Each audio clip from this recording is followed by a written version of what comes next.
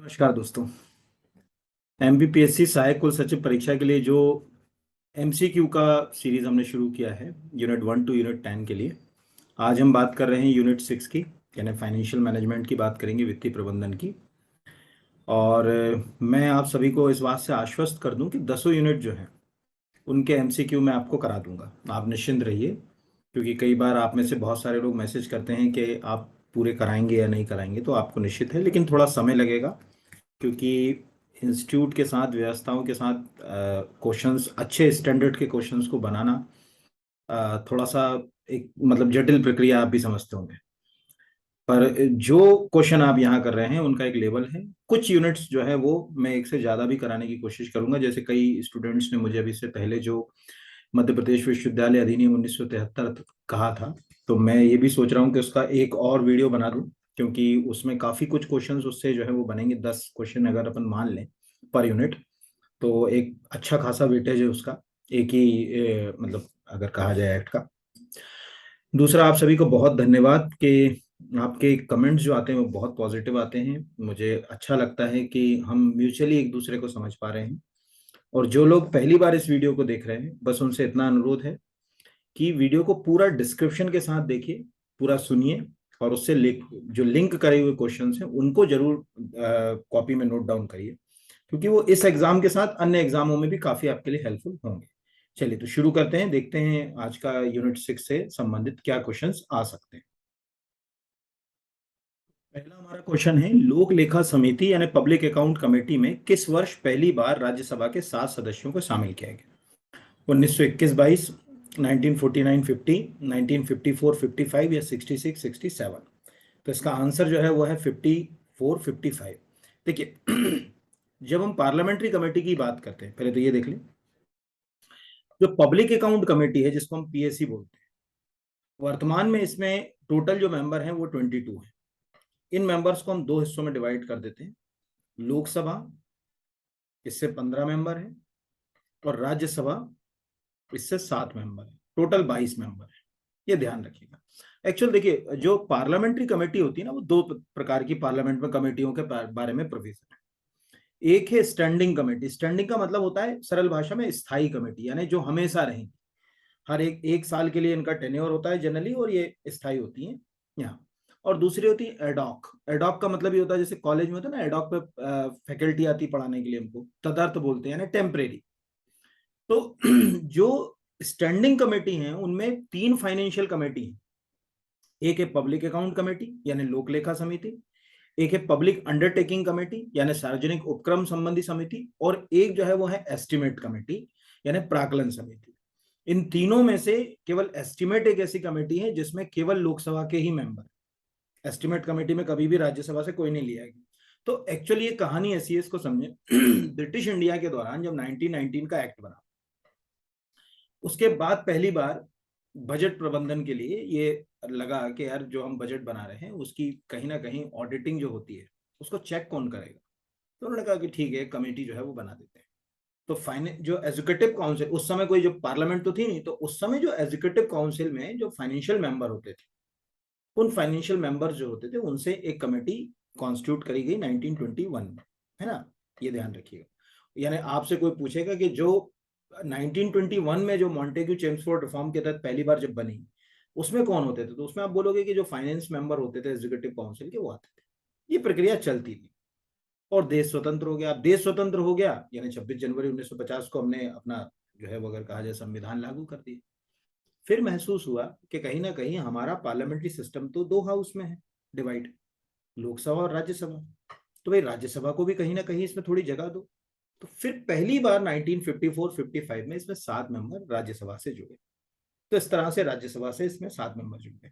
लेकिन ये वो समय था, ये जो लाइन बोल रहा हूँ ये बहुत इंपॉर्टेंट है, ये वो समय था जब इसमें रूलिंग जो पार्टी होती थी। क्योंकि देखिए जब देश स्वतंत्र हुआ ना, उस समय एक तरफा सरकार थी, ये ध्यान रखिएगा। यानी कांग्रेस ने बड़ा एक राज किया देश के ऊपर, इसमें कोई दो राय की बात नहीं, क्योंकि अच्छा खासा मेजोरिटी उनको मिल जाती थी। रूलिंग पार्टी से ही इसका चेयरमैन अपॉइंट करते थे।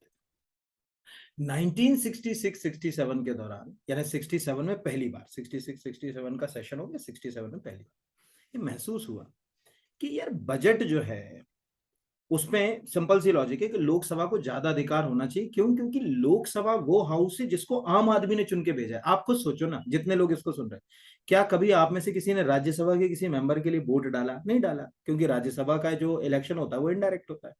हम और आप लोकसभा के लिए वोट डालते हैं, एमपी के लिए, लोकसभा के सांसद के। तो वित्तीय उसमें जो है वो हमारा ही जो है वो, अगर कहा जाए, चुने हुए प्रतिनिधि का जो है वो महत्व ज्यादा होना चाहिए। तो फिर जो है वो यहां से कहानियां जो है वो उलझना शुरू हुई। दो तीन चीजें आई। पहला कि भाई जो लोकसभा का स्पीकर है वो तय करेगा कि कौन जो है वो पब्लिक अकाउंट कमेटी में जाएगा, तो आज लोकसभा स्पीकर तय करता है। दूसरा कि इसमें लीडर ऑफ द अपोजिशन, यानी लोकसभा में जो विपक्ष का जो भी लीडर होगा, लीडर तो ना कहें, मतलब जो भी अपोजिशन होगा, उससे ही आप इसका क्या करोगे, चेयरमैन अपॉइंट करोगे। तो 67 से, यानी ये पूरी कहानी मैंने कहा आपको समझाई कि 67 से ये प्रावधान हो गया, यानी एक अगर कहा जाए परंपरा बन गई कि कोई भी पार्टी जो अपोजिशन में है उस पार्टी से ही इसका जो है वो आप क्या बनाओगे, चेयरमैन अपॉइंट करोगे, लेकिन करेगा लोकसभा स्पीकर। ये अपने को याद रखना है। तो ये पहला क्वेश्चन जो है वो हो गया कि पब्लिक अकाउंट कमेटी। और ये भी याद रखना कि 3 कमेटी है स्टैंडिंग, जो मैंने आपको बताई। कोई पूछेगा कि भाई जो फाइनेंशियल कमेटी है वो कितनी है फाइनेंशियल कमेटी, तो आप कहोगे 3 है फाइनेंशियल कमेटी। पहली को जो नाम दे दिया पीएसी, इसमें 15+7 का कॉम्बिनेशन रहेगा, यानी 22 लोग रहेंगे। दूसरी है एस्टिमेट कमेटी, इसमें पूरे 30 मेंबर। यार प्राकलन कराओगे बजट का या किसी भी चीज का मतलब वित्तीय स्थितियों का, तो लोकसभा ही रहेगी ना। अभी बताया ना लोकसभा क्यों महत्व, क्योंकि आपका चुना हुआ हाउस है वो। तो एस्टिमेट कमेटी में जो है वो 30 मेंबर होते हैं। और तीसरी होती है पीयूसी कमेटी, यानी पब्लिक अंडरटेकिंग कमेटी। सेम जो है वो उसमें 15+7 का कॉम्बिनेशन है। तीनों जो है वो स्टैंडिंग कमेटी है। तीनों कमेटी में कोई भी मिनिस्टर पार्टिसिपेट नहीं कर सकता, ध्यान रखना है ना। और इनका जो टेन्योर होगा वो 1 साल का ही होगा, ये भी याद रख लीजिएगा। चलिए अगले के ऊपर आते हैं। अगला बोलता है संविधान के किस अनुच्छेद के तहत राष्ट्रपति प्रत्येक वित्तीय वर्ष के संबंध में संसद के दोनों सदनों के समक्ष वार्षिक वित्तीय विवरण रखवाएगा। यानी एनुअल फाइनेंशियल स्टेटमेंट संसद के सामने प्रस्तुत कौन कराएगा? राष्ट्रपति। Article 110, article 111, article 112, article 114। तो इसका आंसर है आर्टिकल 112, 112। एक्चुअल देखिए 112 नंबर का जो आर्टिकल है उसमें साफ जो है वो लिखा हुआ है एनुअल फाइनेंशियल स्टेटमेंट, जिसमें मतलब रेवेन्यू इनकम और रेवेन्यू एक्सपेंडिचर का ये पेपर होगा। यानी जो भी सरकार को राजस्व की प्राप्ति हुई और जो भी सरकार ने राजस्व का व्यय किया, यानी बजट के 2 ही हिस्से होते हैं मेनली, है ना, रेवेन्यू इनकम और रेवेन्यू एक्सपेंडिचर, उसी का वो पेपर है, ये याद रखिए। उसको जो है वो प्रस्तुत कराने की जिम्मेदारी किसकी है? राष्ट्रपति। वही हर वित्तीय वर्ष में उसको जो है वो रखवाएगा। ये आप याद रखिएगा 112 के तहत, क्योंकि कहीं भी 112 में बजट वर्ड का इस्तेमाल नहीं किया गया, हर जगह एनुअल फाइनेंशियल स्टेटमेंट किया गया है। और जनरली हम लोगों को कई बार लगता है कि एनुअल फाइनेंशियल स्टेटमेंट प्रस्तुत तो जो है वो वित्त मंत्री करता है, कि भाई बजट भाषण तो वित्त मंत्री पढ़ेगा, नहीं। लेकिन रखवाएगा कौन? तो रखवाएगा राष्ट्रपति। ये हमेशा जो है वो याद रखिएगा, इंपॉर्टेंट है एग्जाम पॉइंट ऑफ व्यू से। चलिए अगले के ऊपर आ जाते हैं। अगला है कोई विधेयक धन विधेयक है या नहीं, उस पर राज्य विधानसभा के अध्यक्ष का विनिश्चय अंतिम होगा। ये प्रावधान संविधान के किस अनुच्छेद में? अब ये प्रश्न क्यों रखा मैंने, ये भी मैं आपको बता दूं। जनरली यहाँ जितने भी लोग वीडियो देख रहे हो कहेंगे यार ये धन विधेयक का तो क्वेश्चन हमसे बनता है। आर्टिकल 110 हमारे दिमाग में कूट कूट के भर दिया गया कि आर्टिकल 110 में एनुअल फाइनेंशियल मनी बिल की जो है वो परिभाषा दी गई। लेकिन चूंकि आप राज्य के एग्जाम को क्वालिफाई करने के लिए तैयारी करते हैं ना, तो हो सकता है कि वो राज्य विधानसभा के लिए पूछ ले, तो उसका आंसर क्या होगा? वहां पर 110 नहीं होगा, गलती से हम 110 ही मार देते, वहां होगा 199। आर्टिकल 199 में ये लिखा हुआ है कि भाई वो राज्य विधानसभा जो होगी ना उसका स्पीकर तय करेगा कि भाई वो बिल जो है, जो भी बिल आ रहा है वो मनी बिल है या नहीं। अब मनी बिल क्या, देखिए जितना भी फाइनेंशियल बिल होते हैं उनमें सबसे इंपॉर्टेंट होता है मनी बिल। क्यों इंपॉर्टेंट होता है वो समझ लीजिए। मनी बिल क्यों इंपॉर्टेंट होता है, यानी मनी बिल के 2 प्रोविजन है। जब हम संघ की बात करेंगे तो 110, जब हम राज्य की बात करेंगे तो 199, ये याद रखिएगा। और मनी बिल में है क्या? मनी बिल में ये लिखा हुआ है कि भाई आपको मान के चलो कोई टैक्स इंपोज करना है, लगाना है, ठीक है, आपको कोई टैक्स इंपोजिशन करना है, लगाना है। आपका मन कर रहा है कि यार कोई टैक्स हटाना है, एबॉलिश करना है उसको, ठीक है, एबॉलिशन करना है किसी टैक्स का।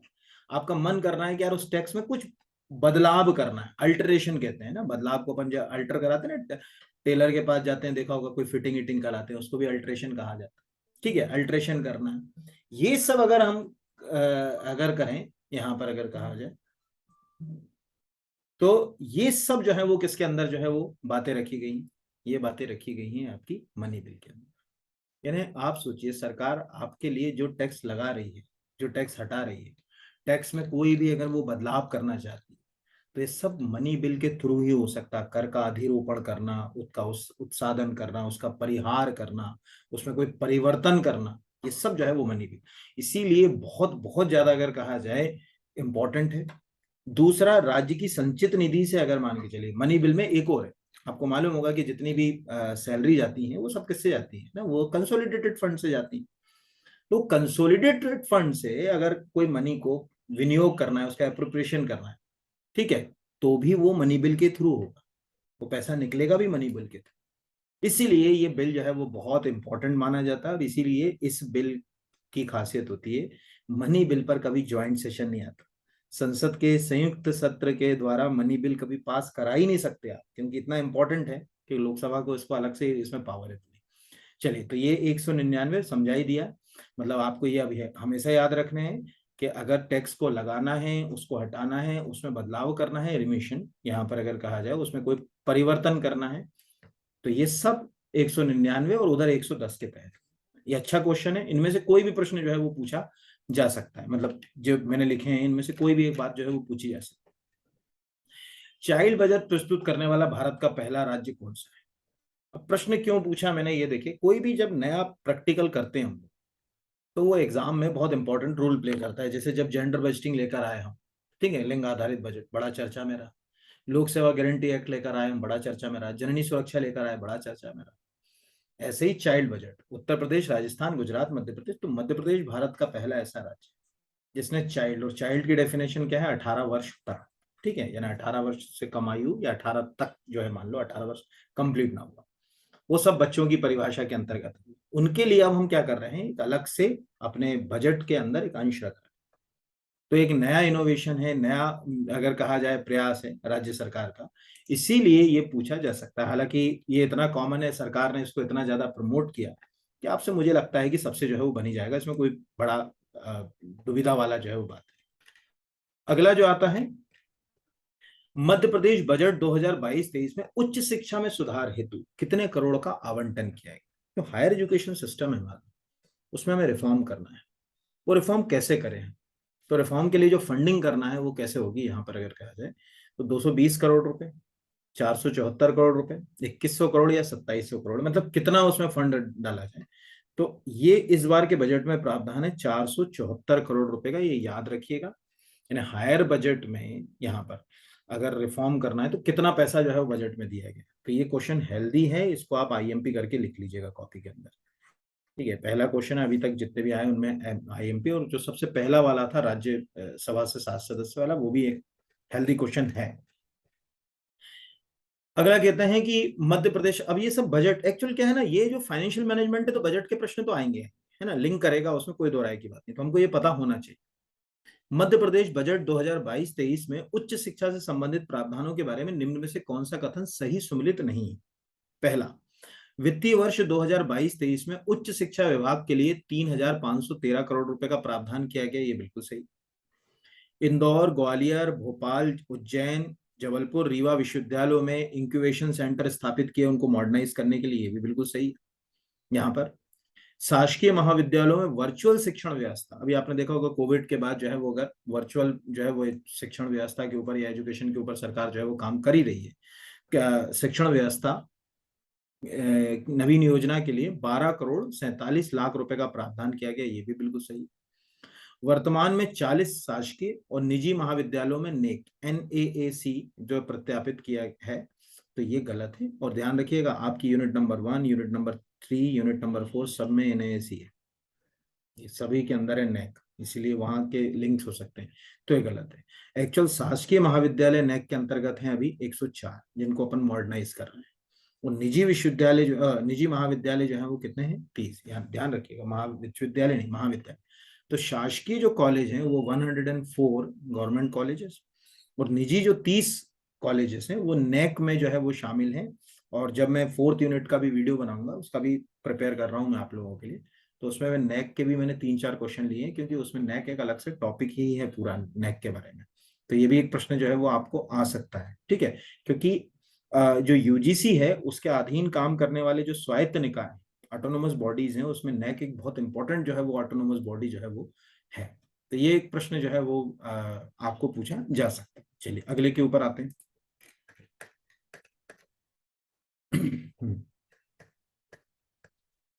अगला है, किस वर्ष पहली बार ब्रिटिश संसद में रॉबर्ट वोलपोल के द्वारा जो है वो बजट प्रस्तुत किया गया? 1733, 1778, 1792, 1807। तो इसका आंसर है 1733। देखिए, रॉबर्ट वोलपोल ब्रिटेन के प्राइम मिनिस्टर थे, और मॉडर्न पार्लियामेंट्री सिस्टम जो ब्रिटेन को मिली वो उन्हीं से मिली, क्योंकि वो ब्रिटेन के पहले प्राइम मिनिस्टर है ना। कोई पूछेगा रॉबर्ट वोलपोल कौन से प्राइम मिनिस्टर थे, तो पहले प्राइम मिनिस्टर थे, ये पहली बात है। अब क्या हुआ कि जब वो प्राइम मिनिस्टर बने तो फाइनेंशियल डिपार्टमेंट भी उन्हीं के पास था। तो साहब वो अपने पार्लियामेंट हाउस में एक लेदर के बैग में जो है वो एनुअल जो फाइनेंशियल स्टेटमेंट है अपना, इनकम एक्सपेंडिचर, उसका पेपर लेके गए। और फ्रांस से लगा हुआ है ब्रिटेन, आपको मालूम ब्रिटेन और फ्रांस के विवाद तो कितने रहे। और जिस समय की हम बात करें उस समय तो ब्रिटेन और फ्रांस के बीच में बहुत विवाद थे, क्योंकि जिन लोगों ने हिस्ट्री पढ़ा होगा, एक ग्लोरियस रेवोल्यूशन हुई थी 1688-89 की। उसके बाद ब्रिटेन और फ्रांस के संबंध बहुत खराब हो चुके थे। तो जब वो चमड़े का बैग लेकर पहुंचे पार्लियामेंट्री हाउस में, तो लोगों ने कहा भूजेट आया, भूजेट आया। भूजेट मतलब लेदर बैग। तो वहां से वो भूजेट प्रोनाउंस होते हुए बजट आया। ये ध्यान रखिए, यानी अगर आप ध्यान से कभी बजट को पढ़ो भी, ठीक है, कभी देखो, ये आप खुद दिमाग लगाओ, ये किस नजरिए से बजट पढ़ाता है। इसमें कहाँ बजट है? BUDGET बजट है नहीं, ये भूजट है। भूजट जिसका मतलब होता है लेदर बैग, चमड़े का थैला। तो इस तरह से जो है वो बजट जो है वो इंट्रोड्यूस हुआ दुनिया में, और फिर ये एक परंपरा बन गई लेदर बैग की, यहाँ पर अगर कहा जाए। और भारत में भी जो है वो अगर कहा जाए कि बजट के नाम से एक परंपरा रही, लेकिन अभी वर्तमान जो सरकार है उसने इस परंपरा को भी तोड़ दिया, यहाँ पर अगर कहा जाए। और जो लेदर के बैग को दिखाते थे पहले, आपने देखा होगा हर बजट से पहले एक लेदर बैग दिखाया जाता था, वो परंपरा खत्म हो गई। अब तो डिजिटल बजट, इस साल पहली बार है कि डिजिटल बजट भी आ गया देश में। एक बकायदा टैब से जो है वो पढ़कर सुनाया गया बजट, ये आपको मालूम होगा, ठीक है। तो ये एक है, मतलब इस तरह से सुधार तो हो ही रहा है, ब्रिटिश परंपरा से जुड़ी हुई चीजों को हम धीरे धीरे खत्म कर रहे हैं। जैसे कल ही 15 अगस्त को आपने देखा होगा कि पहली बार स्वदेशी तोप का इस्तेमाल किया गया 15 अगस्त में सलामी के दौरान। बस यही चीजें हैं, बढ़ रही हैं। तो 1733 रॉबर्ट वोलपोल ब्रिटेन के प्राइम मिनिस्टर थे, ये इंपॉर्टेंट है। उन्होंने जो लेदर बैग में लेकर आए थे वो फ्रेंच वर्ड बजट से आया, इसलिए बजट नाम तब से आ गया। बट कॉन्स्टिट्यूशन में किसी भी आर्टिकल के अंदर बजट शब्द का प्रयोग नहीं किया गया। अगला है, लोक लेखा समिति यानी पब्लिक अकाउंट कमेटी के बारे में निम्नलिखित में से कौन सा कथन सत्य नहीं? लोक लेखा समिति की स्थापना पहली बार 1921 में की गई, बिल्कुल सही है। मॉन्टेग्यू चेम्सफोर्ड रिफॉर्म के बाद ही 1921 में आई। वर्तमान में इस समिति में लोकसभा के 15 और राज्यसभा के 7 सदस्य हैं, बिल्कुल सही। 22 मेंबर की कमेटी है, स्टैंडिंग कमेटी है, 15+7। लोक लेखा समिति का कार्यकाल 5 वर्ष का होता है, ये बिल्कुल गलत है। हर एक साल में लोक लेखा समिति बनती है, ध्यान रखना। पब्लिक अकाउंट कमेटी का जो टेन्योर होता है यानी कार्यकाल होता है वो 1 साल होता है। हर 1 साल के बाद इसका इलेक्शन होता है, यानी एक निर्वाचन प्रक्रिया होती है। सदस्य अपने बीच में से ही जो है वो इसमें जो है वो मेंबर्स को चुनते हैं, और फिर उसके बाद जो है वो ये काम करती है अगले 1 वर्ष तक यहाँ पर। और लोक लेखा समिति नियंत्रक एवं महालेखा परीक्षक की रिपोर्ट की जांच करती है। CAG की जो रिपोर्ट आती है उसकी जांच करती है, ये भी बिल्कुल सही कि उसकी रिपोर्ट की जांच करती है। बट 5 साल इसका टेन्योर नहीं होता, इसका टेन्योर जो है वो कितना होगा? 1 ईयर का होगा। और स्टैंडिंग कमेटी होगी, यानी तब से अब तक जो है वो चली आ रही है। तो ये एक हेल्दी क्वेश्चन है यहाँ पर। अगला है, लोक लेखा समिति का गठन अब हर साल लोकसभा में प्रक्रिया और कार्य संचालन नियमों के नियम खालिस्तान के तहत होता है। The public account committee now constitute every year under the rule of the rule procedure the conduct of business in Lok Sabha. ये इंपॉर्टेंट क्वेश्चन है, ठीक है। Rule number 308, 309, 310, 311। ये क्यों इंपॉर्टेंट है 308? एक तो रूल नंबर याद रखिए। देखिए, कुछ चीजें ऐसी हैं हमारी संसदीय परंपरा के अंदर जो जिससे हम दो चार हैं और हम उसको समझते हैं। जिसमें से एक जो है वो पब्लिक अकाउंट कमेटी। लेकिन जब पब्लिक अकाउंट कमेटी के बारे में कॉन्स्टिट्यूशन में कहीं लिखा ही नहीं है, तो फिर आप गठन कैसे कर रहे हो, मेंबर कैसे हैं, कितने मेंबर हैं, किसके लिए उत्तरदायी होगी, यहाँ पर अगर कहा जाए उसके अध्यक्ष को नियुक्त कैसे करेंगे, कहीं तो जो है वो अगर कहा जाए ये प्रक्रिया जो है वो लिखी होगी, कोई ना कोई जगह जो है वो होगी। तो वो जो है वो है लोकसभा की रूल। हमारे पास जो लोकसभा है उसका खुद का भी अपना एक बिजनेस कंडक्ट होता है, रूल बुक होती है, उसके तहत जो है वो यहाँ पर। तो लोकसभा के कार्य संचालन नियम 308 में जो प्रावधान है, उसी प्रावधान के तहत इसका गठन होता है। इसको मैं दूसरे नजरिए से भी आपको जो है वो इसको समझा सकता हूँ। दूसरे नजरिए से ऐसे, जैसे इसको ऐसे समझिए आप, कि आपने देखा होगा कि नो कॉन्फिडेंस मोशन सुना ही होगा कि कई बार सरकार के खिलाफ जो है वो नो कॉन्फिडेंस मोशन जो है वो लाया जाता है, यानी अविश्वास प्रस्ताव। यार पूरे संविधान में तो कहीं जो है वो अविश्वास प्रस्ताव की जो है वो परिभाषा है नहीं, मतलब कहीं भी संविधान के अंदर ये लिखा ही नहीं है कि नो कॉन्फिडेंस मोशन क्या। फिर नो कॉन्फिडेंस मोशन आता कैसे है, ये भी एक बड़ा प्रश्न है ना। अविश्वास प्रस्ताव लाते कैसे हैं सरकार के खिलाफ लोकसभा में, तो उसके लिए है रूल, ठीक है, 198 ऑफ लोकसभा।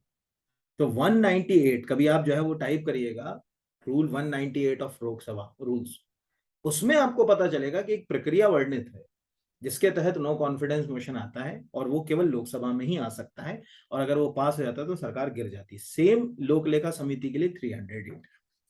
ठीक है, ये दोनों चीजें मैंने आपको समझाने की कोशिश करी कि कई चीजें अगर संविधान में वर्णित नहीं है, कॉन्स्टिट्यूशन में, तो ऐसा नहीं है कि कहीं और जगह जो वर्णित नहीं, कल्पना पे चल रही, नहीं, कोई ना कोई रूल होगा, कोई ना कोई नियम होगा जिसके तहत उसको जो है वो चलाया जा रहा होगा या वो काम कर रही होगी। ये अपने को याद रखना, ठीक है। ये यहाँ पर चलिए अगले क्वेश्चन की ओर बढ़ते हैं, यहाँ पर देखते हैं अगला क्या क्वेश्चन कहता है। अब अगला क्वेश्चन कहता है 18 फरवरी 1860 को जब भारत में पहली बार जेम्स विल्सन के द्वारा बजट प्रस्तुत किया गया, उस समय भारत के वायसराय थे Lord Dalhousie, Lord Canning, Lord Warren Hastings और लॉर्ड कॉर्नवालिस। तो इसका आंसर है लॉर्ड कैनिंग। एक्चुअली इसकी भी कहानी बड़ो अनोखी है। आपको मालूम होगा कि लॉर्ड कैनिंग 1856 में यहाँ पर गवर्नर जनरल बनाकर भेजे गए, डलहौजी 1856 तक रहे। अब डलहौजी के जो कारनामे थे, जैसे डेक्ट्राइन ऑफ लैप्स आदि, इसके कारण जो है वो 1857 की क्रांति हुई। मतलब 1857 की क्रांति के और भी कई कारण थे, पर एक डलहौजी तो था ही कारण। अब साहब 1857 की क्रांति हो गई, भारत से ही कंपनी को खत्म कर दिया गया और भारत का पूरा शासन ब्रिटिश क्राउन के अधीन चला गया। और उस क्राउन के अधीन के शासन के तहत पहले वायसराय बने कैनिंग। अब कैनिंग से कहा कि भाई फाइनेंशियल मैनेजमेंट करो। कैनिंग के पास कोई फाइनेंशियल रिसोर्स तो थे ही नहीं, कंपनी तो थी तो कर रही थी, तो एक इकोनॉमिस्ट को भेजा गया, जेम्स विल्सन को। अब जेम्स विल्सन आए साहब, जेम्स विल्सन ने पूछा भाई कैसे इनकम एक्सपेंडिचर का क्या है, कैसे करते हो, कि लाइक कोई इनकम एक्सपेंडिचर के लिए बजट बजट तो बनता नहीं। अरे कहने लगे बिना बजट के कैसे काम चलेगा, बजट तो बहुत जरूरी है। तो कहा कि यहाँ जो लोगों को इनकम होती है उसके ऊपर टैक्स लगाएंगे। तो 1860 में पहली बार तय हुआ कि जिनको 500 रुपए से अधिक की जिनकी आय थी, ठीक है, उनके ऊपर इनकम टैक्स लगेगा। यानी पहली बार 500 रुपए से अधिक की आय के ऊपर इनकम टैक्स, ठीक है, जो आज 5 लाख रुपए हो गई, इनकम टैक्स लगाया गया। दूसरा, उसने जेम्स विल्सन ने एक और काम करा कि जो इंपोर्ट हो रहा है देश में, आयात हो रहा है, उस पर 10% टैक्स लगा दिया, और जो एक्सपोर्ट हो रहा है उस पर 4% टैक्स लगा दिया। यानी इंपोर्ट पर भी उसने टैक्स लगाया था 10%, और एक्सपोर्ट पर जो है वो टैक्स लगाया था 4%। इस तरह से जेम्स विल्सन के प्रयासों से भारत पहली बार जो है वो एक फाइनेंशियल मैनेजमेंट से जो है वो मॉडर्न फाइनेंशियल मैनेजमेंट से जुड़ा, और इनकम टैक्स इंट्रोड्यूस हुआ। फिर वो इनकम टैक्स जो है वो ब्रिटिश इंडिया के दौरान जो है वो चलता रहा, और देश की स्वतंत्रता के बाद फिर इनकम टैक्स में काफ़ी रिफॉर्म्स हुए, और आज जो है वो 1961 का जो है वो इनकम टैक्स एक्ट जो है वो इस देश में काम कर रहा है। और टैक्स के बिना तो कुछ चलता नहीं ना। तो कभी आप इनकम टैक्स का कभी लोगो देखिए, उसमें बीच में एक बड़ा अच्छा लाइन लिखा है, कोशो मूलः दंडा। ठीक है, यहाँ पर अगर कहा जाए उसका अर्थ ही है ना, बिना अर्थ के तो कुछ भी नहीं चलता। और जो रेड नाम की मूवी आई थी उसमें आखिरी में ये डायलॉग आता भी है, कोशो मूलः दंड, कौटिल्य का है ये। और उसमें साफ है अगर कहा था कौटिल्य कोशो मूल्य दंड में, कि बिना अर्थ के जो है वो आप अर्थव्यवस्था को तो चला नहीं सकते। तो इस तरह से जेम्स विल्सन ने कैनिंग के सहयोग से भारत में 500 रुपए से अधिक की आय के ऊपर इनकम टैक्स लगाया। ये व्यवस्थाएं चलती रही और आज धीरे धीरे इसमें और भी कई चीजों को सुधार हुआ।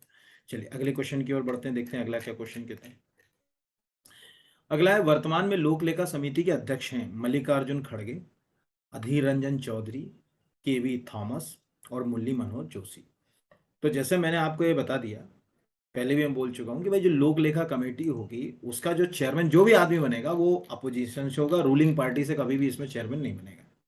तो 1921 में जब पहली बार पब्लिक अकाउंट कमेटी बनी थी तो WM हैली इसके चेयरमैन अपॉइंटेड, लिख दे रहा हूं WM हैली। ये पहले अगर कहा जाए कि चेयरमैन थे इसके, इस पर थोड़ा सा गलत लिखते, HAILEY यहाँ पर, इनको अपन ने जो है वो बनाया।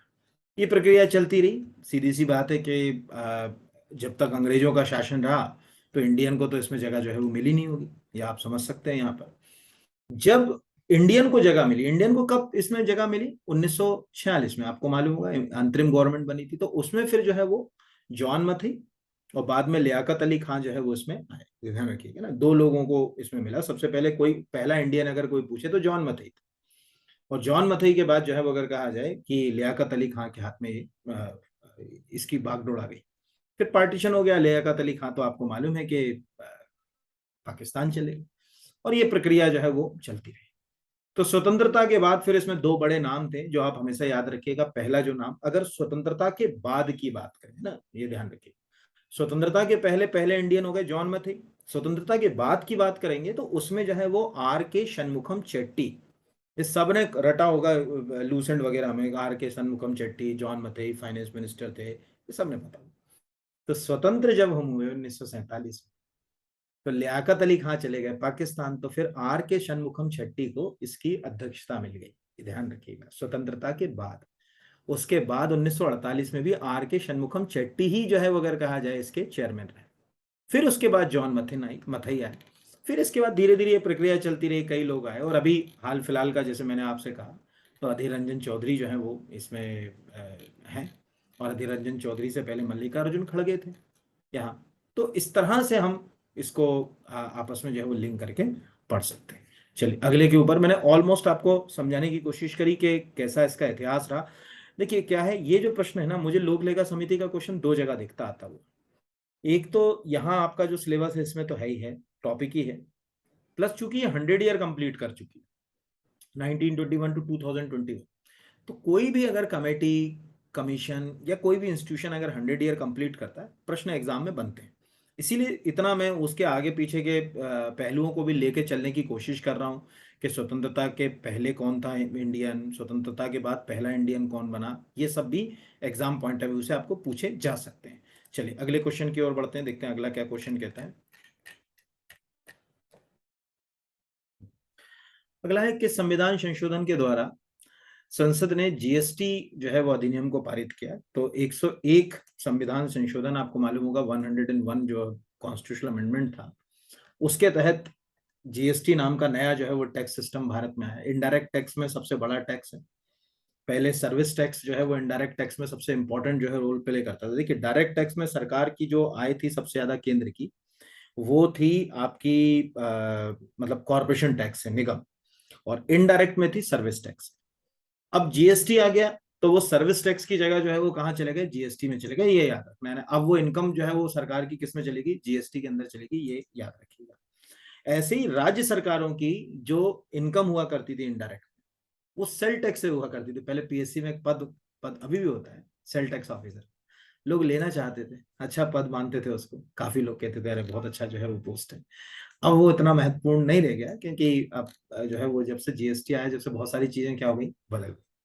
तो इस तरह से GST जो है वो 101 कॉन्स्टिट्यूशनल अमेंडमेंट जो है वो एक्ट आया। इसमें एक और अच्छी चीज है, देखिए चूंकि GST के लिए आपको आधे राज्यों की स्वीकृति की भी जरूरत थी, यानी उसको रेटिफाइड कराना था या रेटिफिकेशन कराना था कम से कम आधे राज्यों से। तो पूरे आधे राज्य तो मत याद रखिएगा, लेकिन कम से कम जो है वो दो राज्य आए जो मुझे लगता है कि एग्जाम में आ सकते हैं। इससे रेटिफाइड करने वाला यानी स्वीकृति, या अगर कहा जाए इसके रेटिफिकेशन में लिख दे रहा हूं ना, रेटिफिकेशन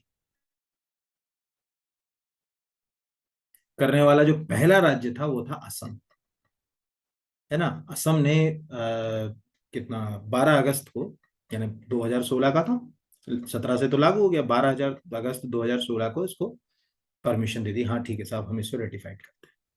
और मध्य प्रदेश ने 24 अगस्त को दी थी। कोई पूछेगा एमपी ने कब किया था, तो 24 अगस्त। ये ऐसे भी प्री में और अदर एग्जाम में भी आ सकता है। ठीक है, तो इस तरह से जीएसटी आया और फिर उसका 2017 में जो है वो ये लागू। ठीक है, ये आपको याद रखना है, उस समय 15 राज्यों ने इसे स्वीकृत कर दिया था। ये इस तरह से जो है वो एक प्रश्न जो है वो एग्जाम पॉइंट ऑफ व्यू से आपसे पूछा जा सकता है। क्या आएगा वो देखने वाली बात है एग्जाम के हिसाब से। चलिए अगले के ऊपर आ जाते हैं। अगला जो है, निम्नलिखित में से कौन सा एक मध्य प्रदेश भंडार क्रय नियम तथा सेवा उपार्जन नियम 2015 को लागू करने का उद्देश्य नहीं था? क्योंकि ये टॉपिक ही है आपको उसमें, इसलिए प्रश्न तो आएंगे ही। तो पहला है लघु एवं सूक्ष्म उद्यमों को बढ़ावा देना। बिल्कुल, अगर आप भंडार क्रय के लिए जो भी चीजें आप खरीद रहे हो उसके लिए रूल बनाओगे, कैसे खरीदोगे, क्या प्रक्रिया होगी, और रूल सही होंगे तो सही चीजें होंगी। इसको पहले तो मैं प्रश्न का उत्तर बता दूं, फिर मैं एक छोटा सा आपको एक बात भी बताना चाहूंगा कि ये क्यों इंपॉर्टेंट है, ये वाला जो है वो नियम 2015। सूक्ष्म एवं लघु उद्यमों को बढ़ावा देना है, बिल्कुल सही। शासकीय क्रय में कार्यकुशलता एवं मितव्ययता लाना, ये भी सही। काले धन पर अंकुश लगाना, ये सीधे इससे लिंक नहीं है ना, सीधे ब्लैक मनी थोड़ी रोक लेगा ये। शासकीय क्रय में पारदर्शिता और प्रतिस्पर्धा सुनिश्चित करना, ये भी इसमें है। यानी 3 बातें इसमें है। अब जो मैं बताना चाह रहा हूं वो समझो। ये जो मध्य प्रदेश भंडार क्रय नियम सेवा उपार्जन नियम आया ना 2015 का, इस नियम में पहली बार ये बात आई कि भाई जो हम निविदाएं लाएंगे, जो कॉन्ट्रैक्ट लाएंगे, जो संविदा करेंगे, कौन सा अधिकारी कितने रुपए तक की परचेसिंग कर सकता है, क्रय कर सकता है, वो सब चीजें इसमें ट्रांसपेरेंट की गई। और सिस्टम में ट्रांसपेरेंसी नहीं होगी, पारदर्शिता नहीं होगी, तो कहीं ना कहीं जो है वो उसके नुकसान तो होंगे। अभी आप देखिए जो धार में जो डैम फूटा, कहीं ना कहीं उसके कॉन्ट्रैक्ट में इश्यूज थे, कहीं गलत आदमियों को कॉन्ट्रैक्ट दिया होगा, या उसमें कहीं ना कहीं कोई और भी समस्याएं रहेंगी। ऐसी समस्याएं भंडार क्रय में ना हो यहाँ पर, उसके लिए जो है वो इसको नियम को लाया गया था। और निश्चित रूप से इससे सब चीजें, मितव्ययता, मितव्ययता आप याद रखिएगा, इकोनॉमी भी बोलते हैं इसको, कम खर्च, कम से कम में कैसे जो है वो बेहतर हो, एफिशिएंसी बढ़ाना, ट्रांसपेरेंसी लाना, यहाँ पर कंपटीशन को बढ़ावा देना, प्रतिस्पर्धा सुनिश्चित करेगा। आपने एक फेयर टेंडर बुलवा लिया कि भाई हमको 10 लाख रुपए की फलानी चीज खरीदना है, एक टेंडर ले आए हम लोग, तो अब इस टेंडर को तो 50 कंपनियां भरेंगी, तो एक फेयर कंपटीशन होगा, ट्रांसपेरेंसी आएगी, एफिशिएंसी आएगी, जो कम से कम रेट कोट करेगा हम उसको देंगे, मितव्ययता आएगी, हमें कम से कम में चीजें मिलेंगी यहाँ पर। ठीक है, ये सब चीजें जो है वो इसके अंतर्गत जो है वो थी। तो इस हिसाब से ये प्रश्न जो है वो आपको समझ पड़ गया होगा कि ये क्यों लाया गया था और इसके क्या उद्देश्य थे, है ना। ये एक इंपॉर्टेंट क्वेश्चन हो सकता है। चलिए अगले क्वेश्चन की ओर बढ़ते हैं।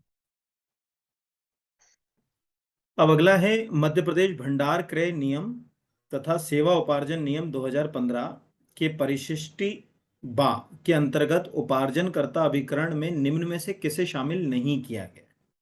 पहला, संत रविदास मध्य प्रदेश हस्तशिल्प एवं हथकरघा विकास निगम, बिल्कुल किया गया है शामिल। मध्य प्रदेश राज्य हथकरघा बुनकर सहकारी संघ मर्यादित, बिल्कुल किया गया है। मध्य प्रदेश खादी एवं ग्रामोद्योग बोर्ड, इसको भी किया गया है। एक्चुअल ध्यान से देखिए, ये जो नियम बनाया 2015 में, इसमें क्या है, नियम नंबर जो 6 है, नियम नंबर 6, उसमें कहा गया है कि भाई अब क्या क्या चीजें कैसे कैसे लोगे। मतलब नियम नंबर 6 के अंदर जो आरक्षित सामग्रियां होंगी, मतलब कोई पूछेगा कि भाई कोई आरक्षित सामग्री, उसका क्रय कैसे करो, तो क्रय करने के लिए नियम नंबर 6 में 2 तरह से जो है वो परिशिष्ट है, परिशिष्ट 1 और परिशिष्ट 2। यानी ये वाला यहां लिख दे रहा हूं, परिशिष्ट आ, ठीक है, ये हो गया बा, और दूसरा जो है वो यहां इसको कट कर दे रहा हूं, ठीक है, दूसरा है परिशिष्ट आ। तो परिशिष्ट आ जो है उसमें मृगनयनी एम्पोरियम नहीं है, पहली चीज याद रखिएगा। उसकी जगह मध्य प्रदेश लघु उद्योग निगम मर्यादित है, यहां लिख दूं मैं, मध्य प्रदेश लघु उद्योग निगम मर्यादित। ठीक है, यानी आपको क्या समझ पड़ा, प्रश्न को समझो। नियम नंबर 6 में जो आरक्षित क्रय करोगे चीजें, उसके लिए 2 परिशिष्ट दिए कि कहां से करोगे। परिशिष्ट ए में दिया मध्य प्रदेश लघु उद्योग निगम मर्यादित, जैसे मान के चलो आपको बर्तन खरीदना है ना, या मान के चलो कोई वुडन फर्नीचर खरीदना है, कोई पॉलिथीन बैग खरीदना है, ठीक है, इस तरह की चीजें आपको खरीदना है। ठीक है, तो वो सब जो है वो आप कहां से खरीदोगे, मध्य प्रदेश लघु उद्योग निगम मर्यादित से खरीदो। जिससे क्या होगा, लघु उद्योग को क्या है बढ़ावा भी मिले, जो इससे पहले वाले प्रश्न में था, या नहीं है? तो याद रखिएगा, कोई पूछेगा भाई जो है वो अगर कहा जाए सीवेज फिटिंग का सामान खरीदना है, या अगर कहा जाए कि वुडन फर्नीचर खरीदना है, या बर्तन वगैरह खरीदना है, मैकेनिकल सामान खरीदना है, प्लम्बिंग का सामान खरीदना है, हैंड पेयर रिपेयरिंग का सामान खरीदना है, कहाँ से खरीदोगे?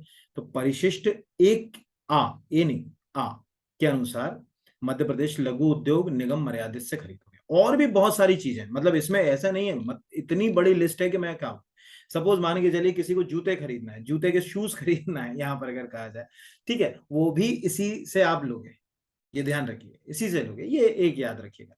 दूसरा, अब मान के चलो आपको सपोज चादर खरीदना है, मच्छरदानी खरीदना है ना, नैपकिन खरीदना है, टेबल क्लॉथ खरीदना है, तो वो कहाँ से खरीदोगे?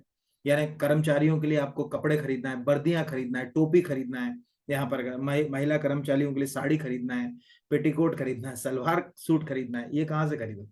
उसके लिए ये 3 संस्थान, यानी ध्यान रखिएगा, नॉर्मल आंख बंद करके याद रखिए।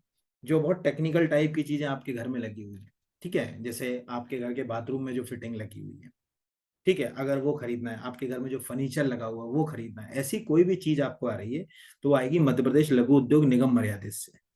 तो बाकी जो भी हम रोजमर्रा की चीजें इस्तेमाल कर रहे हैं, रोजमर्रा टॉवेल हम इस्तेमाल करते हैं, ठीक है, ऊनी कपड़े हम इस्तेमाल करते हैं, ठीक है, बस्ता हम इस्तेमाल करते हैं, टेबल क्लॉथ इस्तेमाल करते हैं, मच्छरदानी, चादर का इस्तेमाल हम करते हैं, शॉल का जो है वो इस्तेमाल करते हैं, यहाँ पर अगर जो कार्यालयों में सजावट के लिए जो मूर्ति वगैरह रखते हैं हम लोग, वो जो इस्तेमाल करते हैं, ये सब जूते चप्पल बेल्ट, ये जितनी भी चीजें अगर कहा जाए, कोई मूर्ति है, कलाकृति है, ये सब जो है वो इन 3 से लोगे आप, या तो संत रविदास से लो, यानी मध्य प्रदेश हथकरघा विकास निगम से, या मध्य प्रदेश राज्य हथकरघा बुनकर से, और मध्य प्रदेश खादी ग्रामोद्योग। इसमें 3 प्रश्न तैयार हो गए।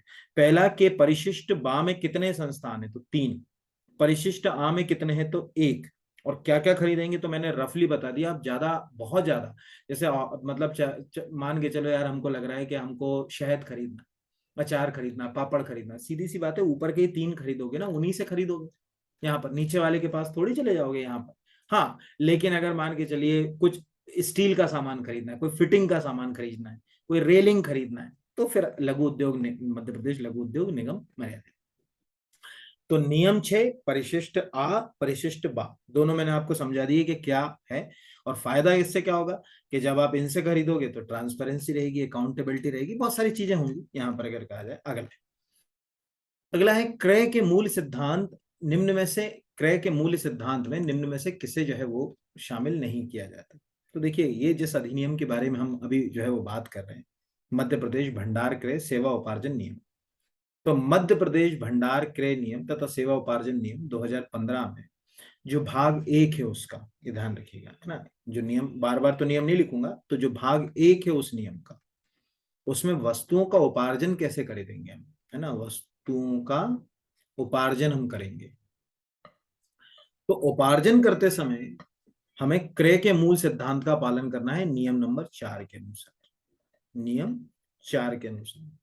और उसमें क्या क्या करना, पारदर्शिता और प्रतिस्पर्धा होना चाहिए कि नहीं, कोई चीज क्रय करते समय बिल्कुल होना चाहिए। क्या उसमें कार्यकुशलता नहीं होना चाहिए, मितव्ययता नहीं होना चाहिए, समयबद्धता होनी चाहिए, बिल्कुल होना चाहिए। नियंत्रण समन्वय, तो ये आधिकारिक तंत्र का हो गया ना, ठीक है, कंट्रोल एंड कोऑर्डिनेशन, ये तो सिस्टम के अंदर की बात होगी ना, ये मूल सिद्धांत क्रय का थोड़ी है। जिम्मेदारी होना चाहिए, बिल्कुल होना चाहिए। जवाबदेही होना चाहिए, यहाँ पर अगर रिस्पॉन्सिबिलिटी अकाउंटेबिलिटी यहाँ पर होना चाहिए, ट्रांसपेरेंसी होना चाहिए, कंपटीशन होना चाहिए, यहाँ पर अगर कहा जाए ऐसी पॉलिसी अपनाई जाना चाहिए जो इकोनॉमी से रिलेटेड हो या मितव्ययता से संबंधित हो। तो ये आपको याद रखना, मतलब ये साफ है कि भाई हम इस नियम को लाए, उद्देश्य ये था कि जो भी अधिकारी सक्षम अधिकारी क्रय करे वो इन चीजों को बढ़ावा दे, पारदर्शिता को बढ़ावा दे, प्रतिस्पर्धा को बढ़ावा दे, कार्यकुशलता को, मितव्ययता को, समयबद्धता को, जिम्मेदारी को, जवाबदेहिता को, इनको बढ़ावा दे। इससे क्या होगा कि बेहतर जो है वो क्रय होगा। तो नियम नंबर 4 में है, ये याद रखें। अगला कहता है मध्य प्रदेश भंडार क्रय नियम तथा सेवा उपार्जन नियम, या कई जगह भंडार क्रय नियम भी लिखा गया, भंडार क्रय तथा सेवा उपार्जन नियम ही पड़ेगा। 2015 के तहत बिना कोटेशन के कितने रुपए तक की अनारक्षित सामग्री क्रय की जा सकती है? 10,000 रुपए, 20,000 रुपए, 50,000 रुपए या 1 लाख रुपए? तो आंसर है 20,000 रुपए। इसका मतलब है कि 20,000 रुपए तक की जो परचेसिंग है उसको करने के लिए या उस परचेसिंग के लिए उसको खरीदने के लिए आपको कोटेशन की जरूरत नहीं है, नियम नंबर 9 के तहत। ये ध्यान रखिएगा ना, नियम 9। जो रूल 9 है वो ये कहता है कि कोई भी आप 20,000 रुपए तक की अगर परचेसिंग कर रहे हो तो जो है वो आप बिना कोटेशन के जो है वो कर सकते हो। ये ध्यान रखें। 20,000 से ऊपर जो है वो जा रहे हो आप और 1 लाख तक जा रहे हो तो फिर विभागीय क्रय समिति करेगी उसमें, है ना। यानी 20,000 से कहां तक जा रहे हो आप? 1 लाख तक। 20,000 से ऊपर और 1 लाख से ऊपर से अधिक और 1 लाख तक जा रहे हो तो फिर आप बिना कोटेशन के नहीं कर सकते, फिर आपको कहां जाना पड़ेगा? विभागीय क्रय समिति के पास। और विभागीय क्रय समिति रूल नंबर 10 के तहत, है ना, यानी नियम 10 के तहत विभागीय क्रय समिति रहेगी। ये आप याद रखिएगा। मतलब ये दोनों चीजें जो है वो आपको याद रखना है, दोनों ही काम के हैं। चलिए अगले के ऊपर आ जाते हैं। अगला है भारतीय संविधान के किस अनुच्छेद में बजट शब्द का को परिभाषित किया गया है? अनुच्छेद 110, 112, 114। संविधान में बजट को परिभाषित नहीं किया गया। पहले भी बता चुका हूं कि बजट एक फ्रेंच वर्ड भुजट से आया और जब रॉबर्ट वॉलपोल अपना चमड़े का जो है वो थैला लेकर पार्लियामेंट बिल्डिंग में वहां के पहुंचे तो वहां कुछ फ्रेंच जो है वो लोग बैठे थे और फ्रेंच लैंग्वेज में ही उन्होंने उनको भूजट भूजट कहकर जो है वो परेशान करना जो है वो शुरू कर दिया। और तब से जो है वो भूजट या बजट शब्द जो है वो एक पर्याय जो है वो बन गया। और भारत में भी एक परंपरा जो है वो चली आई कि हाँ साहब जो है वो बजट रहेगा। लेकिन मैं आपको 2-3 चीजें बता दूं। पहला, अब जो बात निकली है इसमें एक क्वेश्चन जो मैं आपको दे रहा हूं यूनिक, ये जो बजट शब्द है 2021 से पहले तक भारत में था। 2021 के बाद या 2021 से इसको खत्म कर दिया गया। कोविड के बाद जो पहला बजट आया था 1 फरवरी 2021 को, उसमें पहली बार ये ध्यान रखिएगा जब ये बजट प्रिपेयर किया गया तो उसमें बजट वर्ड इस्तेमाल नहीं किया गया बल्कि बही खाता किया गया और एक लाल कलर के क्लॉथ में जो है वो इसको जो है वो अगर कहा जाए लपेट कर जो है लाया गया। तो अब भारत में बजट शब्द नहीं आता। निर्मला सीतारमण ने उसके लिए क्या वर्ड इस्तेमाल किया? बही खाता। और ये एक लाल कलर के कपड़े में जो है वो, जो आपने देखा होगा ना एक लेजर बुक होती है हमारे, जो बही खाता की लाल कलर की किताब मिलती है, उसी को लेके आई और उसको बकायदा लाल कलर के कपड़े में उन्होंने लपेटा और ये प्रस्तुत किया। तो आज अब आने वाले समय में देखो, इंटरनेट पर तो आज भी बजट लिखा मिलेगा। कुछ शब्द ऐसे हैं जो हम खत्म नहीं कर सकते, ये ध्यान रखिएगा। लेकिन अब जो है वो अगर कहा जाए कि इसकी जगह जो है वो बही खाता जो है वो वर्ड जो है वो आ गया। और बही खाता से अब जो है वो और चीज आ गई, डिजिटल इंडिया का डिजिटल बजट। ठीक है, यहाँ पर तो अब जो है वो 2021 से जो है वो टैबलेट के रूप में भी ये आ गए। तो 2020 में जो है वो अब टैबलेट के रूप में जो है वो अगर कहा जाए बजट को जो है वो प्रस्तुत कर दिया। तो ऐसे सोचिए, एक प्रश्न का उत्तर सोचिए। 1860 से 2021 या 2020 तक का जो है वो यहाँ पर अगर कहा जाए बजट जो है वो, सॉरी मैं थोड़ा सा एक गलत, 2020 में पहली बार 2020 का जो बजट, अब चूंकि वो तो उस समय का कोविड ईयर था इसलिए 2020 तक जो है वो बजट रहा। 2020 में जो है वो बजट जो है वो अगर कहा जाए बही खाता में जो है वो तब्दील हो गया। और फिर उसके बाद अब जो है वो ये एक कहा जाए डिजिटल बजट के रूप में जो है वो इस्तेमाल किया जाने लगा। तो ये एक अच्छा और हेल्दी जो है वो क्वेश्चन आपको जो है वो बन सकता है। मुझे लगता है एग्जाम में ये आ भी यहाँ पर अगर कहा जाए शब्द है कि किस साल के बजट के लिए बही खाता या डिजिटल बजट। तो अभी बस ऐसे ईयर तो नहीं आएगा, लेकिन अभी क्या कहा जाता है बजट को, ये प्रश्न जो है वो पूछा जा सकता है यहाँ पर। चलिए अगले पर आ जाते हैं। संविधान के किस अनुच्छेद के तहत सीएजी अपना वार्षिक प्रतिवेदन सौंपता है? Article 148, article 149, article 150, article 151। ध्यान रखिएगा, जो सीएजी है यानी नियंत्रक एवं महालेखा परीक्षक या कंट्रोलर एंड ऑडिटर जनरल, पहले तो आंसर कर दो 150। उसके लिए कॉन्स्टिट्यूशन में 4 आर्टिकल, मतलब 148, 49, 50, 51, ये 4 ही आर्टिकल सीएजी से संबंधित है। 148 के तहत सीएजी की नियुक्ति होती है। 151 के तहत सीएजी अपने रिपोर्ट सबमिट करता है। ठीक है, मतलब कोई पूछे तो ये याद रखिएगा सीएजी के बारे में। अब सीएजी की जो रिपोर्ट आती है, उस रिपोर्ट की एक सबसे बड़ी जो विशेषता है, वो रिपोर्ट दो तरह से हो सकती है। यानी आर्टिकल 151 को अगर हम टेक्निकली पढ़ें तो ये दो तरह से बात निकल कर आ सकती है। 151 के तहत अब वो प्रश्न देख लीजिएगा क्या पूछा है। 151 में जो है वो लिखा हुआ है कि वो जो यूनियन का जो बजट है या यूनियन के जो ऑडिट करेगा बजट्स की, वो रिपोर्ट प्रेसिडेंट को सबमिट करेगा, है ना। यूनियन के लिए किसको सबमिट करेगा? प्रेसिडेंट को। और 151 क्लॉज 2 यानी उपबंध 2 में लिखा कि यही काम अगर स्टेट के लिए होगा तो किसको देगा? राज्यपाल को। ये ध्यान रखिए, है ना, ये गवर्नर। देख लीजिएगा एग्जाम में वहां पर कि वो प्रश्न जो है वो क्या पूछना चाह रहा है, कंफ्यूज बिल्कुल मत होइएगा। और ये याद रखिएगा, मतलब इतना आप अपने दिमाग में भी याद कर लीजिए। वैसे तो आप लोग में से ज्यादातर सिविल सर्विस की तैयारी कर रहे हैं तो याद ही होगा कि कॉन्स्टिट्यूशन का पार्ट 5 और उसमें है चैप्टर 5। पार्ट 5 यानी भाग भी 5 है संविधान का और अध्याय भी 5 है।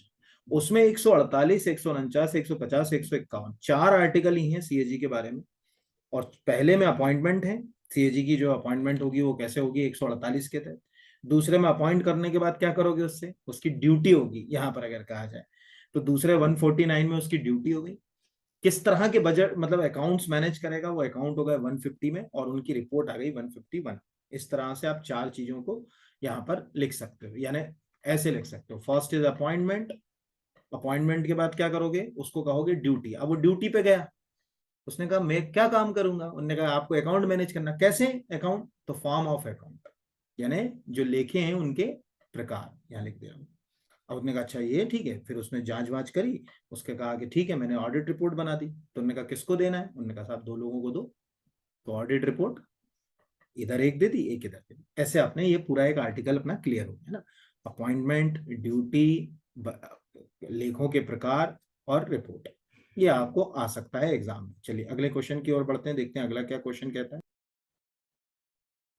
चलिए अगले क्वेश्चन पे आने से पहले एक छोटा सा एक मिस्टेकली गलत बोल गया है इसमें, तो मैं बता दूं आपको। थोड़ा सा जल्दी में थोड़ा गड़बड़ हो गया, उसको करेक्शन कर लीजिएगा सभी लोग। बजट को, वो मुझे एकदम बाद में याद आया अभी, 1860 में तो बजट हो गया। 1860 से ये प्रक्रिया जो है वो चलती रही कब तक?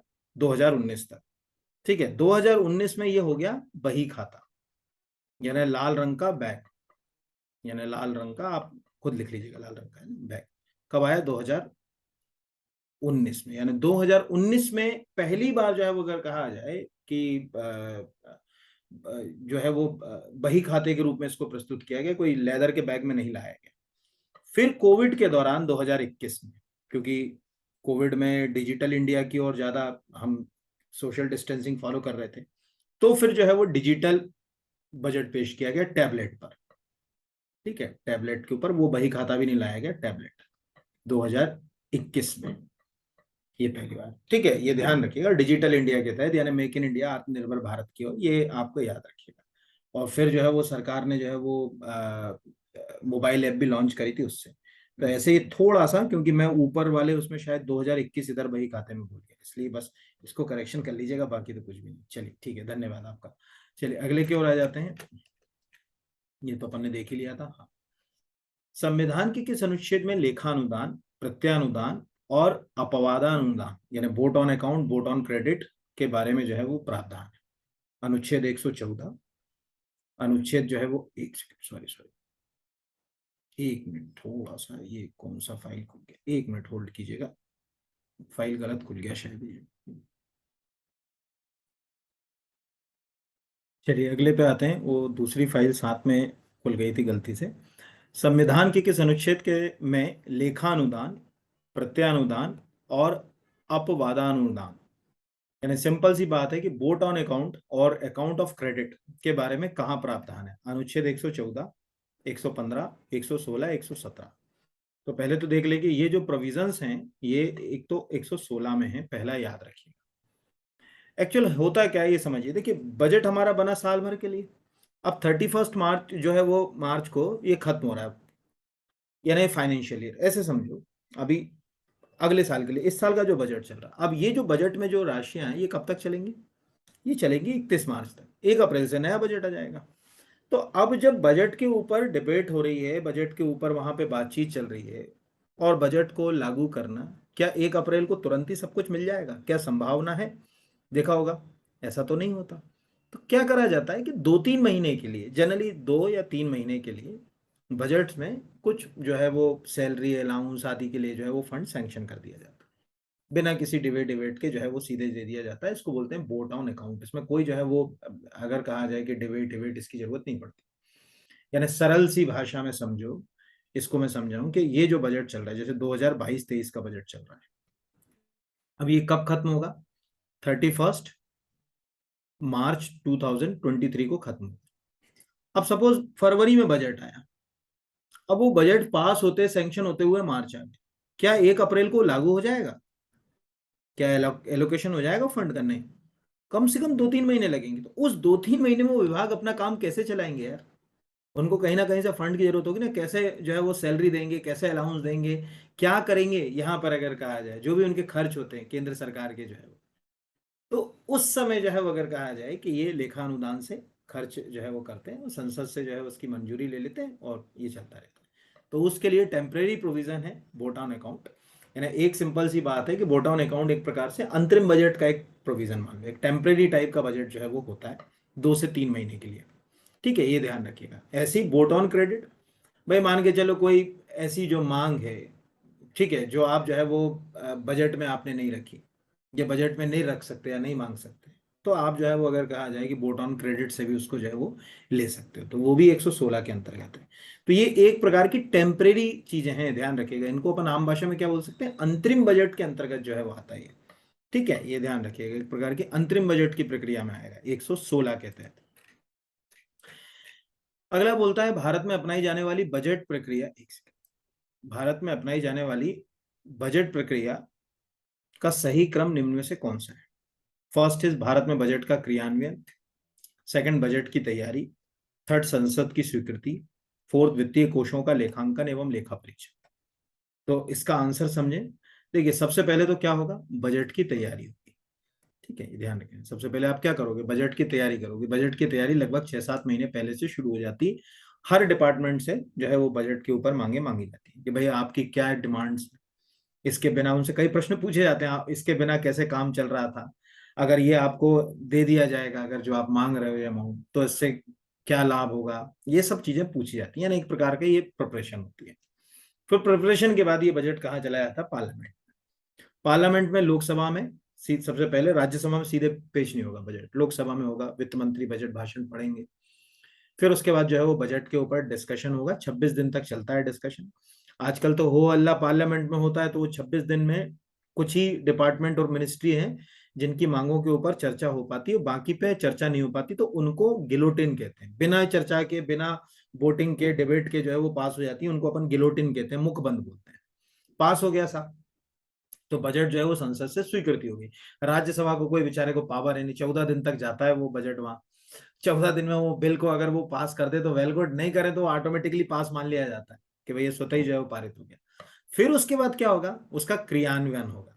यहाँ यानी सबसे पहले बजट की तैयारी करी अपन ने, फिर बजट की स्वीकृति, फिर बजट का क्रियान्वयन, और क्रियान्वयन के बाद बजट अलॉट हो गया, सबको मिल गया, उस पर काम हो गया। अब जो पैसा आपको मिला, उसको सही जगह खर्च किया या नहीं करा, उसका होगा अकाउंटिंग, और अकाउंट का करेंगे अपन ऑडिट। तो अकाउंटिंग 4 और ऑडिट 5, यानी टोटल बजट की जो प्रक्रिया है भारत में वो 5 चरणों में चलती है।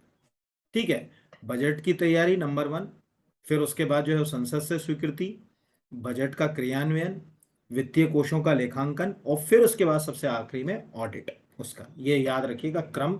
ये एक हेल्दी क्वेश्चन जो है वो एग्जाम पॉइंट ऑफ व्यू से जो है वो हो सकता है या आ सकता है या पूछा जा सकता है। ठीक है, चलिए अगले क्वेश्चन की ओर बढ़ते हैं, देखते हैं अगला क्या क्वेश्चन कहता है। अगला क्वेश्चन कहता है मध्य प्रदेश महालेखा कार्य अकाउंटेंट जनरल ऑफिस जिसको कहा जाता है, महालेखा कार्य कार्यालय कहाँ है स्थित? भोपाल, इंदौर, ग्वालियर, जबलपुर। तो मध्य प्रदेश महालेखा कार्य कार्यालय जो है वो ग्वालियर में है, ये याद रखिएगा।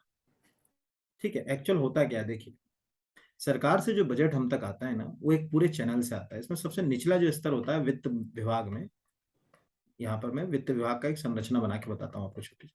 उसमें होते हैं उप कोषालय। ये आप मान के चलो कि तहसील लेवल पर मान लो, है ना, इनको सब ट्रेजरी बोलते हैं इंग्लिश में। उप कोषालय से ये प्रक्रिया आगे बढ़ती है कोषालय में, ठीक है।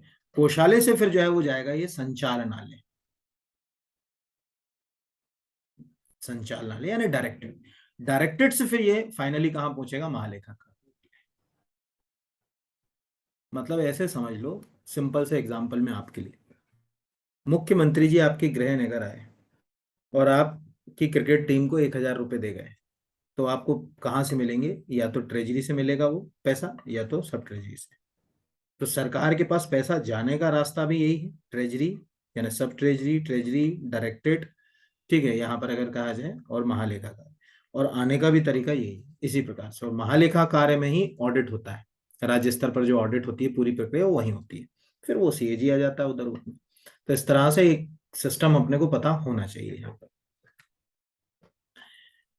अगला है मध्य प्रदेश भंडार क्रय नियम तथा सेवा उपार्जन नियम 2015 के तहत विभाग अध्यक्ष कितने रुपए तक का क्रय के लिए अधिकृत प्राधिकारी होता है, यानी उसको हमने कह दिया कि भैया तुम कितने रुपए तक का क्रय कर सकते, 50,000 रुपए तक का क्रय, 1 लाख रुपए तक का क्रय, 1 लाख रुपए से अधिक 5 लाख रुपए तक का, और 5 लाख रुपए से अधिक एवं 10 लाख रुपए तक का। तो आंसर है 1 लाख रुपए तक का क्रय का जो है वो हमने राइट जो है वो किसको दे दिए, विभाग अध्यक्ष को दे दी, ये याद रखिएगा। यानी उसको ये राइट है कि कोई भी अगर कहा जाए कि खरीदारी करना है या प्रक्रिया है तो उसमें 1 लाख रुपए तक है तो वो कर सकते हैं। 1 लाख रुपए से अगर ऊपर जाना है 5 लाख रुपए तक, तो उसके लिए फिर जो है वो विभाग अध्यक्ष को अधिकार नहीं है, उसके लिए फिर जो है वो अगर कहा जाए कि जो प्रशासनिक विभाग का अधिकृत प्राधिकारी होगा, ठीक है, उसको जो है वो 1 लाख रुपए से अधिक और 5 लाख, और 5 लाख रुपए से अधिक पे जाना है तो फिर आपको जो है वो खुली निविदा जारी करना पड़ेगी, है ना, यानी उसमें तो फिर टेंडर से ही होगा और वो ओपन प्रक्रिया होगी, ये ध्यान रखिएगा। तो इस तरह से, यानी हमने इसको कितने हिस्सों में देखा, सबसे पहले कहाँ चले गए, विभाग अध्यक्ष, ये हमारा जो है वो हो गया 1 लाख रुपए का। फिर 1 लाख से जो है वो अगर कहा जाए 5 लाख तक के लिए हमने क्या ले लिया, उसमें ले लिया प्रशासनिक विभाग का अधिकृत प्राधिकारी, जो भी प्रशासनिक विभाग, एडमिनिस्ट्रेटिव जो डिपार्टमेंट है, यहाँ लिख दे रहा हूँ प्रशासकीय विभाग, आप पूरा लिख लेना है ना, विभाग का अधिकृत प्राधिकारी जो होगा ना, अधिकृत जो भी अथॉरिटी होगी, उसको कहा कि 1 लाख रुपए से अधिक और 5 लाख, 5 लाख से ऊपर का सीधे नहीं कर सकते, उसके लिए फिर आपको टेंडर जारी करना पड़ेगा, ये ध्यान रखिएगा। ये एक पूरी, मतलब उसमें ये लिखा, ये भी कहीं ना कहीं अगर कहा जाए ट्रांसपेरेंसी के लिए ही प्रयास किया गया, ठीक है, अगर आप उसको ज्यादा अधिकार दे देते तो वो ट्रांसपेरेंसी टूट जाती। और ये सब कहाँ पर मिलेगा आपको, ये जो 1 लाख रुपए तक का जो मैंने बताया और 1 लाख रुपए से 5 लाख रुपए तक का, ये मिलेगा नियम नंबर 31 में, ध्यान रखिएगा ना, इसके नियम के नियम नंबर रूल 31, अकॉर्डिंग टू रूल 31, ये रूल 31 में लिखा हुआ है, ये एग्जाम के लिए आपको आ सकता है। चलिए अगले के ऊपर आ जाते हैं। यहाँ पर मध्य प्रदेश भंडार क्रय नियम तथा सेवा उपार्जन नियम 2015 के तहत कितने मूल्य के कार्य या सेवा के लिए विभाग द्वारा खुली निविदा यानी ओपन टेंडर जारी करना है, निविदा जो है वो जारी की जाएगी, 1 लाख रुपए, 2 लाख रुपए, 5 लाख रुपए या उससे कम अनुमानित, 5 लाख से अधिक अनुमानित मूल्य। तो मैंने अभी थोड़ी देर पहले ही आपको बताया था कि 5 लाख से अधिक की जो भी अमाउंट का जो भी आप क्रय खरीदोगे या जो भी परचेसिंग करोगे उसके लिए आपको क्या करना पड़ेगा, खुली निविदा जो है वो जारी करना पड़ेगी। तो 5 लाख रुपए से अधिक के किसी भी क्रय के लिए जो है वो आपको खुली हुई निविदा जो है वो लाना पड़ेगी एक प्रक्रिया के तहत, यहाँ पे ये याद रखिएगा। चलिए अगले के ऊपर आ जाते हैं, अगला क्या कहता है। हम्म। संविधान के किस अनुच्छेद में यह प्रावधान है कि कानूनी सत्ता के बिना ना तो कोई कर लगाया जा सकता है ना तो वसूला जा सकता है, यानी आपको जो भी टैक्स लगाना है या जो भी टैक्स करना है वो कानूनी प्रक्रिया के तहत ही होंगे, ठीक है। अनुच्छेद 246 के तहत, अनुच्छेद 265 के तहत, अनुच्छेद 280 के तहत, अनुच्छेद 200 301 के तहत। तो अनुच्छेद 265 ये ध्यान रखिएगा, आर्टिकल 265 साफ कहता है कि जो भी टैक्स वगैरह लगाना है, जो भी प्रक्रिया है वो कानूनी होना चाहिए, उसके बिना जो है वो आप मतलब बिना किसी कानूनी प्रक्रिया के आप कोई भी जो है वो टैक्स इम्पोज नहीं कर सकते, ये ध्यान रखिएगा। अच्छा इसमें भी मैं आपको बता दूं कि कॉन्स्टिट्यूशन में एक पार्ट है, यहाँ लिख देता हूं मैं, पार्ट 12, वो है ही फाइनेंस से, फाइनेंस प्रॉपर्टी कॉन्ट्रैक्ट सूट नाम है उसका, हिंदी में बोलते हैं वित्त, संपत्ति, संविदा और वाद, यानी फाइनेंस, प्रॉपर्टी, कॉन्ट्रैक्ट और सूट। उसमें शुरू जो है वो अगर कहा जाए 264 से होता है, आर्टिकल 264 उसका पहला आर्टिकल, लेकिन पहला इंपॉर्टेंट आर्टिकल 265। उसमें लिखा है कि विधि के प्राधिकार के बिना कोई भी कर ना तो अधिरूपित किया जाएगा, ना उसको संग्रहित किया जाएगा, कुछ नहीं किया जाएगा, विधि से ही प्राधिकार आपको जो है वो लेना पड़ेगा। तो उसमें जो है वो यहाँ पर तो 12 नंबर का जो पार्ट है कॉन्स्टिट्यूशन का कभी आ जाए तो प्रॉपर्टी, सूट आदि से संबंधित है। और इसी कॉन्स्टिट्यूशन के 12 नंबर के पार्ट के अंदर, ठीक है, एक सबसे आखिरी में एक नया चैप्टर जोड़ा गया, उस चैप्टर का नाम है चैप्टर 4, चैप्टर 4, जिसको आप बोलते हैं राइट टू प्रॉपर्टी, यानी संपत्ति का अधिकार। जिनको ना मालूम हो, बिल्कुल यूनिक क्वेश्चन है आपके लिए, संपत्ति का अधिकार।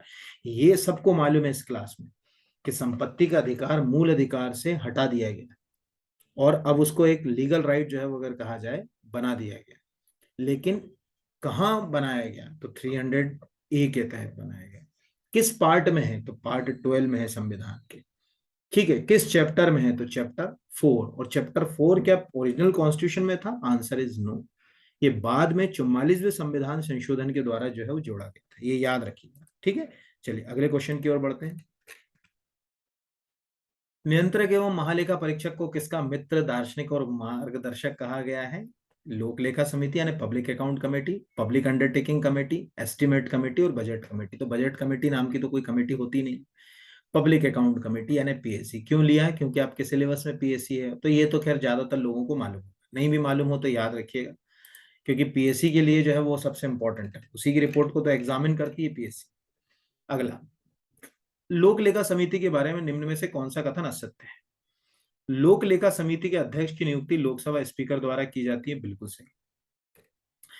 नियंत्रक एवं महालेखा परीक्षक सीधे अपनी रिपोर्ट लोकलेखा समिति को सौंपते हैं, बिल्कुल गलत। नियंत्रक एवं महालेखा परीक्षक अकॉर्डिंग टू आर्टिकल 151 अपनी रिपोर्ट प्रेसिडेंट को सौंपता है, या 151 क्लॉज 2 वो अपनी रिपोर्ट राज्य के राज्यपाल को सौंपता है। तो ये गलत हो गया यहाँ पर, यानी बी वाला जो है वो गलत हो गया। 1921 में WM हैली को पहली बार लोकलेखा समिति का अध्यक्ष चुना गया, बिल्कुल सही। और 1954-55 तक लोकलेखा समिति में राज्यसभा के सदस्य शामिल नहीं होते थे, ये ऊपर भी प्रश्न में मैंने दिया था। ठीक है, तो इस तरह से इसका आंसर आपको समझ पड़ गया होगा क्या है। किसने कहा था कि सार्वजनिक जो पब्लिक डेब्ट है, सार्वजनिक ऋण से युद्ध और फिजूल खर्ची जैसी परिस्थितियां उत्पन्न होती हैं? क्योंकि आपके टॉपिक में है सार्वजनिक ऋण, ठीक है, जिसको पब्लिक डेब्ट भी कहा जाता है, तो इसीलिए बहुत इंपॉर्टेंट है। तो एडम स्मिथ, वेस्टवेल, प्रोफेसर जेके मेहता और कौटिल्य। तो आंसर है एडम स्मिथ ने ये कहा था कि भाई सार्वजनिक ऋण युद्ध और फजील खर्ची के लिए जो है वो परिस्थितियां उत्पन्न करता है, बिल्कुल सही। लेकिन उस समय के हिसाब से आज के समय में सार्वजनिक ऋण किसी भी अर्थव्यवस्था के लिए बहुत जरूरी है। अगर भारत सार्वजनिक ऋण नहीं लेगा, सार्वजनिक मतलब इंटरनल एक्सटर्नल दो तरह से हम ऋण लेते हैं, बाहर से भी लेते हैं, एडीबी से, वर्ल्ड बैंक से, दुनिया की अदर और भी एजेंसीज उनसे लेते हैं, इंडिया में भी लेती है सरकार, फंड जो है वो कहीं ना कहीं से रेस करती है। तो आर्थिक रूप से अपनी गाड़ी को चलाने के लिए ऋण की जरूरत तो या जरूरत पड़ती है वित्त की, और वित्त के लिए ऋण की जरूरत पड़ती है। तो अब के परिवेश में देखा जाए तो एडम स्मिथ की लाइनें जो है वो फिट नहीं बैठती, लेकिन जब उन्होंने लिखी थी तो ये बात बिल्कुल सही थी कि अब जो भी हम पैसा ले रहे हैं बाहर से वो कहीं ना कहीं युद्ध और फिजूल खर्ची के ऊपर ही खर्च करना है। यहाँ पर ये आज आम आदमी के लिए जरूर जो है वो फिट बैठ सकती है, बाकी चीजों के लिए तो नहीं। ठीक है, तो ये एक प्रश्न जो है वो आपको हेल्दी है, याद रखिएगा। अगला है, मध्य प्रदेश के आर्थिक सर्वेक्षण 2021-22 के अनुसार मध्य प्रदेश में प्रति व्यक्ति आय, ये भी आ सकता है क्वेश्चन। 96,800, 1,04,894, 1,04,894, 1,24,685, 1,24,685 और 1,78,000 या 1,78,000। तो आंसर है 1,24,685, ये हमारी प्रति व्यक्ति आय है, ये ध्यान रखिएगा। एक्चुअल क्या था कि 2020-21 में, यहाँ लिख दे रहा हूँ, हमारी जो प्रति व्यक्ति आय थी वो ये थी। ठीक है, 2020-21 के अंदर 1,04,800 जो है। 21-22 में जो इकोनॉमिक सर्वे है 21-22 का, उसमें ये प्रति व्यक्ति आय बढ़कर इतनी, और ये जो डिफरेंस आया ये कितना है, थोड़ा नहीं है, ये 18.87% है।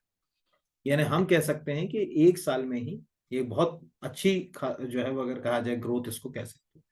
एक साल में मध्य प्रदेश में प्रति व्यक्ति आय 18.87% बढ़ गई। हालांकि रिजल्ट में कितनी कन्वर्ट होगी भगवान ही जाने, ठीक है, क्योंकि आम आदमी में तो दिखती नहीं बढ़ी हुई, पर ठीक है, कहीं ना कहीं थोड़ा सा हम विकास की ओर जो है वो बढ़ रहे हैं, इसमें दो राय। अगले के ऊपर आ जाते हैं, अगला क्वेश्चन देखते हैं क्या कहता है। मध्य प्रदेश राजकोषीय उत्तरदायित्व एवं बजट प्रबंधन अधिनियम, ठीक है, यानी fiscal deficit and budget management act किस वर्ष पारित किया गया? 2005, 2006, 2011, 2012। तो आंसर है 2005 में इसको पास किया गया था। नियम बने थे, रूल, रूल कब बने थे? 2006 में। एक्ट कब बना? 2005 में। एक्चुअल देखिए, फिस्कल डेफिसिट किसी भी अर्थव्यवस्था के लिए 3%, 3.5% तक तो नुकसान नहीं करता। फिस्कल डेफिसिट को समझो पहले। जैसे मान के चलो आपके पास 100 रुपए की अर्निंग है, यानी रेवेन्यू इनकम कितनी हो गई? 100 रुपए। एक्सपेंड अभी आपसे ही समझाता हूँ ना, बिल्कुल बहुत ध्यान समझिएगा, आपको हमेशा के लिए क्लियर हो जाएगा। आपके पापा आपको जिस शहर में रहते हो वहां रहने के लिए 1,000 रुपए देते हैं, यानी आपकी रेवेन्यू इनकम कितनी हो गई? 1,000 रुपए। अब आप खर्चा कर रहे हो 1,200 रुपए, एक्सपेंडिचर हो गए 1,200 रुपए। ये जो डिफरेंस है ये 200 रुपए का, ये है रेवेन्यू डेफिसिट, यानी राजस्व घाटा। ध्यान समझिएगा, राजस्व घाटा। अब इस घाटे की पूर्ति कहां से करोगे यार? 200 रुपए कहीं से तो लाओगे, तो पापा ही के पास जाओगे, पापा मेरे 200 रुपए जा। वो पूर्ति कहां से होगी? वो होगी राजकोष से। काल्पनिक कोष से, राजकोष को ऐसा थोड़ी कि कोई खजाना भरा हुआ निकाल रहा है पैसा, राजकोष से। तो इस तरह से अब ये इस महीने का होगा, इस साल का होगा, अगले साल तुमने फिर यही काम करा, उसके बाद यही काम करा, इससे लगातार घाटा किसमें बढ़ रहा है?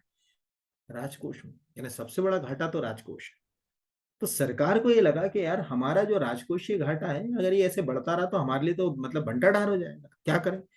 तो इस दिशा में ये तय हुआ कि हमारी जो जीडीपी होती है, यानी ग्रॉस डोमेस्टिक प्रोडक्ट, उसमें लगभग 3.5% तक इसको कंट्रोल करना अपने, 3.5%। तो शुरुआत हुई फिर बजट, अगर कहा जाए fiscal deficit and budget management की। राजकोषीय उत्तरदायित्व और बजट प्रबंधन अधिनियम सरकार लेके आई, और उसमें ये इस तरह से बजट को प्लान किया गया कि भाई डेफिसिट जो है वो हमारे क्या हो जाए? कम हो जाए, यानी अननेसेसरी एक्सपेंस को जो है वो हम कम कर सकें। तो उस नजरिए से ही है। तो ये एक हेल्दी क्वेश्चन है, आप समझ ही गए होंगे यहाँ पर कि क्या मैं कहना चाह रहा हूँ। अगला जो है वो है मध्य प्रदेश भंडार क्रय नियम सेवा उपार्जन नियम 2015 के तहत निविदा आमंत्रित करने के लिए निम्न में से कौन सा कथन असत्य है? संबंध में, निविदा के संबंध में, है ना। 5 लाख रुपए से अधिक अनुमानित मूल्य के कार्य या सेवा के लिए खुली निविदा आमंत्रित की जाएंगी, बिल्कुल सही। अभी ऊपर बताया था कि कोई भी आपको अगर परचेसिंग करना है 5 लाख रुपए से अधिक की, 5 लाख तक करना है तो डिपार्टमेंट के पास है पावर, अभी बताई थी आपको। तो 5 लाख से अधिक, ये बिल्कुल सही। निविदा के बारे में व्यापक रूप से एक राष्ट्रीय दैनिक में, यानी एक नेशनल लेवल के न्यूज़पेपर में और एक राज्य स्तरीय न्यूज़पेपर में विज्ञापन दिया जाएगा, ये गलत है। एक नेशनल लेवल का और 2 स्टेट लेवल के, यानी राज्य स्तरीय जो समाचार पत्र हैं जो केवल राज्य में प्रकाशित होते हैं, जैसे मध्य प्रदेश में ले लो, ठीक है, सांदे प्रकाश जो है, प्रदेश टुडे है, ऐसे न्यूज़पेपर जो है ना राष्ट्रीय स्तर के। यहाँ पर अगर कहा जाए दैनिक, जैसे दैनिक भास्कर है, ठीक है, यहाँ पर टाइम्स ऑफ इंडिया, ये सब राष्ट्रीय स्तर के समाचार पत्र। तो एक राष्ट्रीय स्तर का, 2 राज्य स्तर का, ये भी तो ये गलती होगी। बाकी 2 और पढ़ देता हूँ आपके लिए। विज्ञापन का विस्तृत विवरण विभाग के ई पोर्टल पर होगा। तो जो आपने ऐड दिया उसमें पूरा नहीं छाप दोगे कि सब चीज वही क्या क्या होगा। पूरी जानकारी चाहिए तो पोर्टल पे जाओ। जैसे पीएससी का एग्जाम निकलेगा या सहायक कुल सचिव का एग्जाम निकलेगा, ये दैनिक भास्कर में आ गया कि सहायक कुल सचिव के 12 पदों के लिए, 13 पदों के लिए एग्जाम, ये डेट रहेगी। अधिक जानकारी के लिए आयोग की वेबसाइट पर देखें। तो ई पोर्टल है, ई पोर्टल के ऊपर जाके अपन देख सकते हैं। प्रस्ताव प्राप्त करने के लिए निविदा का प्रकाशन से न्यूनतम 21 दिवस का जो है वो समय दिया जाएगा, ये रिसीव। तो इस तरह से कैसे जो है वो निविदा लाई जाएगी 5 लाख रुपए से अधिक के प्रस्ताव के लिए, वो पूरी प्रक्रिया जो है वो इसके अंदर जो है वो वर्णित है, और ये एग्जाम में जो है वो पूछी जा सकती है। मतलब कैसे होगी, क्या होगी, क्या प्रक्रिया अपनाओगे, ये सब कुछ। तो ये भी एक अच्छा जो है वो मतलब जैसे कह सकते हैं कि हेल्दी क्वेश्चन हो सकता है। और ये पूरा अगर आपको पढ़ना हो कि कहाँ लिखा हुआ है, ये सब चीजें लिखी कहाँ है यहाँ पर, तो वो है रूल नंबर 54 में।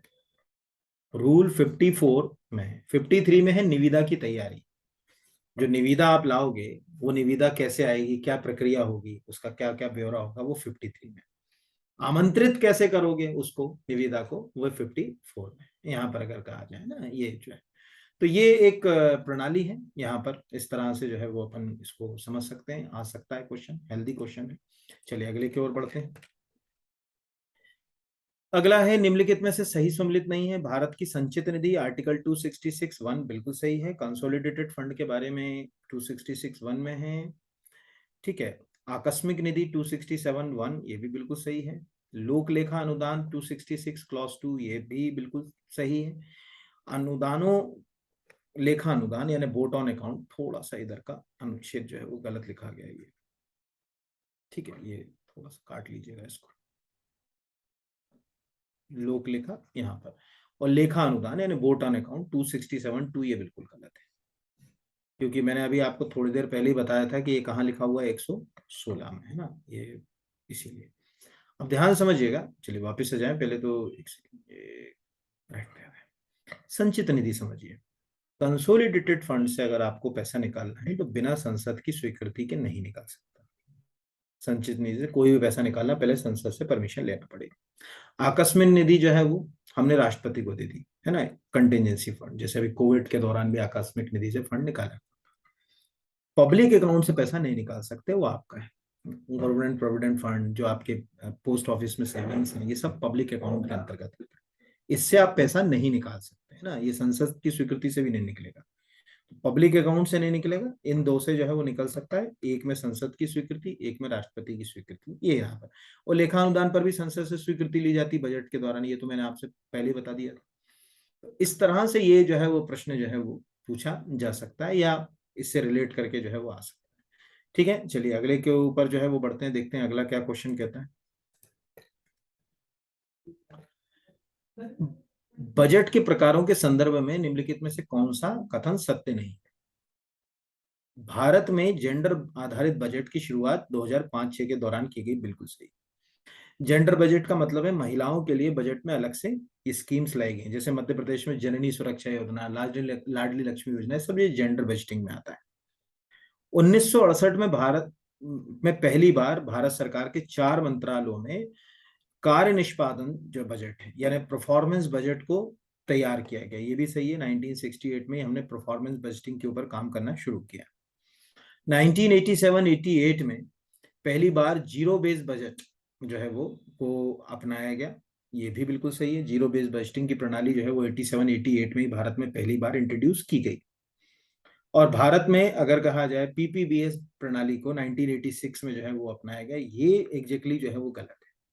एग्जैक्टली पीपीबीएस प्रणाली तो भारत में पूरी तरीके से कभी लागू हो ही नहीं पाई। ठीक है, ये ध्यान रखिएगा, याद रखिए। एक्चुअल जो है वो पीपीबीएस जो बजट है, पहले तो पीपीबीएस का मतलब जो होना चाहिए, इसको बोलते हैं planning programming budgeting system. Planning programming budgeting system, ये यूरोप के लिए जो है वो अगर कहा जाए ज्यादा अच्छा लगता है। वहां पर यानी अमेरिका वगैरह में ये काफी जो है वो चर्चा में रहा, इसको आउटपुट बजटिंग भी जो है वो कहते थे। हमारे देश में कभी ये जगह बना ही नहीं पाया, तो ये वाला जो है वो इसका आंसर जो है वो गलत है, ये याद रखिएगा। ठीक है, एक दिन मैं बजट के अलग से पूरा एक टॉपिक ही पढ़ा दूंगा आपको, इसके लिए नहीं, सभी एग्जामों के लिए बजटिंग और बजट के पैटर्न, तो आपको हमेशा के लिए बजट क्लियर हो जाएगा। अगला है, भारत में जीरो बेस बजट प्रणाली की घोषणा किस वित्त मंत्री के द्वारा की गई? मनमोहन सिंह, अरुण जेटली, वीपी सिंह, निर्मला सीतारमण। तो आंसर है Nirmala, sorry VP Singh. Actual क्या था, आपको मालूम होगा विश्वनाथ प्रताप सिंह भारत के प्रधानमंत्री भी थे, लेकिन प्रधानमंत्री के अलावा विश्वनाथ प्रताप सिंह जो है वो वित्त मंत्री भी थे भारत के। राजीव गांधी जो सरकार थी उसमें वित्त मंत्री के पद पर थे ये। तो 1986 में उन्होंने पहली बार ये कंसेप्ट समझाया कि साहब हमको जो है वो zero base budget, zero base का बिल्कुल सिंपल लाइन में, एक लाइन में समझिए, एक फाइनेंशियल ईयर के बाद सब चीजें जीरो मान के फिर से नए सिरे से काम करो, ये जीरो मान लिया। एक सरल भाषा में अपन समझे उसको, जीरो बेस को, जीरो बेस बजटिंग प्रणाली लाए। फिर 87 में इसको पहली बार, ठीक है, रफली इंट्रोड्यूस किया गया भारत के अंदर, पर ये बहुत ज्यादा सक्सेसफुल नहीं है। भारत में केवल और केवल एक ही बजट सक्सेसफुल है, जिसको अपन आम भाषा में बोलते हैं डेफिसिट बजटिंग। घाटे की वित्त व्यवस्था ही हमारे यहाँ चल सकती है, और क्यों चल सकती है उसको कभी मैं बहुत फुर्सत में अभी तो नहीं समझा सकता इसमें, लेकिन एक रफली ये बताता हूँ। देखो, 3 तरह से बजट होते हैं, एक होता है बैलेंस बजट, एक होता है सरप्लस बजट, और एक होता है डेफिसिट बजट। बैलेंस मतलब 100 रुपए सोचा, 100 रुपए खर्च हुआ, ये उन देशों के लिए जो विकसित है। जैसे आप अमेरिका की रोड पे चल रहे हो, उन्होंने कहा साहब 4 घंटे में मैं फलानी जगह पहुंचूंगा, 4 लीटर डीजल लगेगा और इतना मेरा खाने पे खर्च होगा। आपने 100 रुपए का एक एस्टिमेट लगाया, आप चल दिए, पहुंच जाओगे। भारत, अब मैं सोचूं, मैं होशंगाबाद का निवासी हूँ, कि साहब मेरा 5 लीटर डीजल लगेगा और 2 घंटे लगेगा, पता चले रास्ते में लंबा जाम। तो जो विकासशील देश होते हैं ना, उनमें जितना हम सोचते हैं उससे कई गुना ज्यादा चीजें खर्च हो जाती हैं। यानी जो हमारे इनकम है हम उससे ज्यादा एक्सपेंडिचर्स होते हैं। तो विकासशील देशों में तो डेफिसिट फाइनेंसिंग होगी, घाटे की वित्त वित्त व्यवस्था रहेगी जाएगी, इसमें कोई दो राय की जो है वो बात नहीं। तो भारत में डेफिसिट फाइनेंसिंग है। विकसित देशों में जो है वो सरप्लस भी है, अधिशेष, यानी 100 रुपए बजट में दिए, 90 में ही काम हो गया। और बैलेंस बजटिंग भी जो है वो अपनाई जाती है ना। तो ये इस हिसाब से जो है वो बीपी सिंह यानी विश्वनाथ प्रताप सिंह, कंफ्यूज मत होइएगा कि प्रधानमंत्री जो तो कंफ्यूज हो गए यहाँ पर। अब अगला जो है वो क्वेश्चन है, सार्वजनिक ऋण के भुगतान हेतु जो कोष सरकार द्वारा रखा जाता है उसे घटाने के पश्चात जो ऋण राशि बचती है उसे क्या कहा जाता है? शुद्ध ऋण, बलात् ऋण, मृतक बोझ ऋण, सकल ऋण, यहां पर अगर कहा जाए। ठीक है, तो पहले तो ये समझ लीजिएगा इसको शुद्ध ऋण कहते हैं। ठीक है, जो भी, जैसे मान के चलिए हमने किसी देश से 100 करोड़ रुपए का सार्वजनिक ऋण लिया। ठीक है, यहां पर मैंने कहा, या लिख देना पब्लिक डेब्ट। अब उसके लिए इस साल के बजट में हमने 80 करोड़ रुपए सैंक्शन कर दिए। तो 80 करोड़ हमने दे दिए, अब हमारे पास क्या बचा, यहां पर अगर कहा जाए 20 करोड़। तो ये जो 20 करोड़ हुआ, ये हुआ हमारा शुद्ध ऋण। और ये जो 100 करोड़ था, ये हमारा होता था ग्रॉस ऋण, सकल। अब मृतक बोझ का मतलब क्या होता है ये समझ लो। अरे आपदा आ गई, कोविड आ गया, बाढ़ आ गई, ऐसी स्थिति में जो फंड हमने लिया वो तो डूब गया ना। यहाँ पर अगर कहा जाए तो ऐसा जो है वो मृतक बोझ ऋण कहलाता है। मृतक बोझ का मतलब है कि आपने सोचा कि यार एक काम करते हैं, वर्ल्ड बैंक से हाईवे डेवलपमेंट के लिए लोन ले लेते। अभी ऐसे समझ लो, बहुत सरल है। आपने 300 करोड़ रुपए लिए धार में वर्ल्ड बैंक से, सपोज है ना, वर्ल्ड बैंक से लिए कि साहब आप डैम बनाए। अब आपकी लापरवाही के कारण, या कहा जाए उसमें भ्रष्टाचार के कारण, वो डैम बह गया, यानी आपदा, अभी तो उसको आपदा मानो क्योंकि वो हैवी रेनफॉल से बाहर समझो। तो ऐसी स्थिति में ये कैसा ऋण हो गया, ये मृतक बोझ ऋण के अंतर्गत आएगा। ठीक है, ये ध्यान रखिए। तो कई तरह के सार्वजनिक ऋण होते हैं, इंटरनल एक्सटर्नल, कभी आप पढ़ेंगे, ये पब्लिक एडमिनिस्ट्रेशन की बुक में भी है। आप लोगों ने कई बार मुझे बोला, तो मैं अभी 1 या 2 दिन में, जैसे मेरे पास समय हो, मैं आपको सोर्सेज बताऊंगा कहाँ से पढ़ना है अथेंटिक। ठीक है, वहीं से आप जो है वो पढ़िएगा। तो उसमें आपको ये सब चीजें मिल भी जाएंगी, और अच्छा एक सिंपल जैसे लैंग्वेज है वो उसमें भी मिल जाएगा। बाकी तो जितना मुझसे बनेगा उतना मैं करा ही दूंगा अपने तरीके से। तो ये भी प्रश्न जो है वो आ सकता है। तो आंसर आप समझ ही गए होंगे कि इसको बोलते हैं शुद्ध ऋण। ठीक है, जो टोटल लिया है वो तो ग्रॉस हो गया, है ना, ये शुद्ध ऋण है। अगला आता है बजाज बजट, सॉरी बजट घाटों में, ये बजट डेफिसिट में सर्वाधिक अंश निम्नलिखित में से किसका होता है? प्राथमिक, प्राइमरी डेफिसिट, नेट प्राइमरी, राजकोषीय, या राजस्व घाटा। 4 तरह की है ना। तो सर्वाधिक अंश होता है आपका राजस्व घाटे, राजकोषीय घाटे, सॉरी, फिस्कल डेफिसिट। एक्चुअल समझो ध्यान से, आपने 100 रुपए आपके पास थे। ठीक है, ये हो गई आपकी रेवेन्यू, मैं यहाँ पर आई लिख रहा हूँ तो रेवेन्यू इनकम। अब आपने खर्च कितने कर दिए? 110 रुपए, ये हो गया रेवेन्यू एक्सपेंडिचर। तो इसका जो डिफरेंस है ये 10 रुपए, ये 10 रुपए है आपका। ये यहाँ पर कौन सा, यहाँ से ये 10 रुपए गए, ये रेवेन्यू डेफिसिट। इसकी पूर्ति आप कहाँ से करोगे हर साल? Fiscal deficit. इसकी जो पूर्ति होगी कहाँ से होगी? फिस्कल डेफिसिट, यानी राजकोषीय घाटे से इसको पूरा करोगे। अब इस 100 रुपए, ध्यान समझना, अब ये जो ये तो दोनों समझ ही पड़ गए कि सबसे बड़ा घाटा तो हो गया राजकोषीय, उससे छोटा हो गया नंबर 1, नंबर 2। अब ये प्राइमरी डेफिसिट क्या होता है, ये ध्यान से समझना। मान के चलो आपने 100 रुपए लिए किसी से। अब उस 100, मतलब एक ऐसे समझ लो कि आपने, आपकी जो है टोटल इनकम है 100 रुपए, और उसमें आपने किसी बैंक से लोन लेकर रखा है, उस लोन पर भी आपको 10 रुपए इंटरेस्ट देना पड़ता है। तो 10 रुपए जो इंटरेस्ट लोन के ऊपर जा रहा है, वो एग्जैक्टली आपका घाटा नहीं है, क्योंकि आपने सर्विस के लिए अवेल कर रखा है लोन।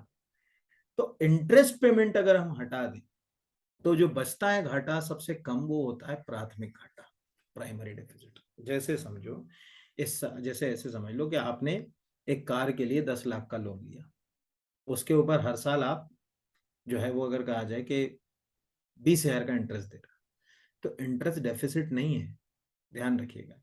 ठीक है, इंटरेस्ट एक जो है वो उसको डेफिसिट नहीं कहा जाता, तो उसको हटाने के बाद अगर उसको एक तरफ रख दो तो जो भी बचेगा फिर वो प्राइमरी डेफिसिट है। तो सरकार भी अलग अलग जगहों से जो ऋण लेती है उस पर जो इंटरेस्ट पेमेंट करती है, अगर उसको हम राजकोषीय घाटे से हटा दें या राजकोषीय घाटे से कम कर दें, तो फाइनली जो घाटा बचेगा वो बचेगा प्राथमिक घाटा। इसलिए सबसे छोटा घाटा हो गया प्राथमिक, उससे बड़ा घाटा हो गया राजस्व, और सबसे बड़ा घाटा हो गया आपका राजकोषीय। इसलिए चिंता किसको कम करने की है? हमेशा राजकोषीय। इसीलिए फिस्कल डेफिसिट पॉलिसी बनाई जाती है, ठीक है, ध्यान रखिएगा। यानी जो अगर कहा जाए कि राजकोषीय घाटे से संबंधित जो नीतियां बनाई जाती है, फिस्कल पॉलिसी या राजकोषीय नीति, उसका उद्देश्य ये भी होता है कि भाई आप राजकोषीय घाटे को कैसे कम कम करोगे, फिस्कल डेफिसिट को। तो fiscal deficit, budget management act और ये सब चीजें इससे जुड़ी हुई। तो आज के टॉपिक के क्वेश्चंस जो है वो मुझे लगता है कि आपको समझ पड़े होंगे कि किस नजरिए के क्वेश्चन जो है वो पूछे जाएंगे आप सबसे। बहुत धन्यवाद आप सभी को, और पूरा विश्वास है कि एग्जाम में आपको काफी सहायता मिलेगी इन क्वेश्चन से, और ईश्वर करेगा तो इससे बहुत सारे क्वेश्चन आपके बन जाएंगे। और बहुत आपको एक बार और इसलिए मैं शुक्रिया करूंगा क्योंकि आपका जो मैसेज आते हैं बहुत पॉजिटिव मैसेज आते हैं। बस एक अनुरोध मैं करूंगा, आप बुरा मत मानिएगा सभी, जो बच्चे मैसेज करते हैं ना, आप उनके मैसेज का रिप्लाई जरूर देख लीजिए, क्योंकि एक ही मैसेज को कई बार कई स्टूडेंट्स कर देते हैं।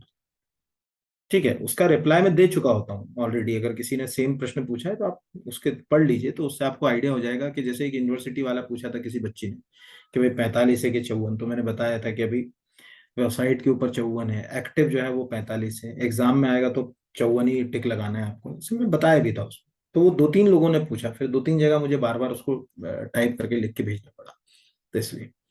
तो चलिए, बहुत शुभकामनाएं, और इसी तरह बने रहिए, जुड़े रहिए, अपने दोस्तों को शेयर कीजिए, लाइक कीजिए, सब्सक्राइब कीजिए। धन्यवाद आप सभी का, बहुत बहुत शुक्रिया। चलिए, धन्यवाद।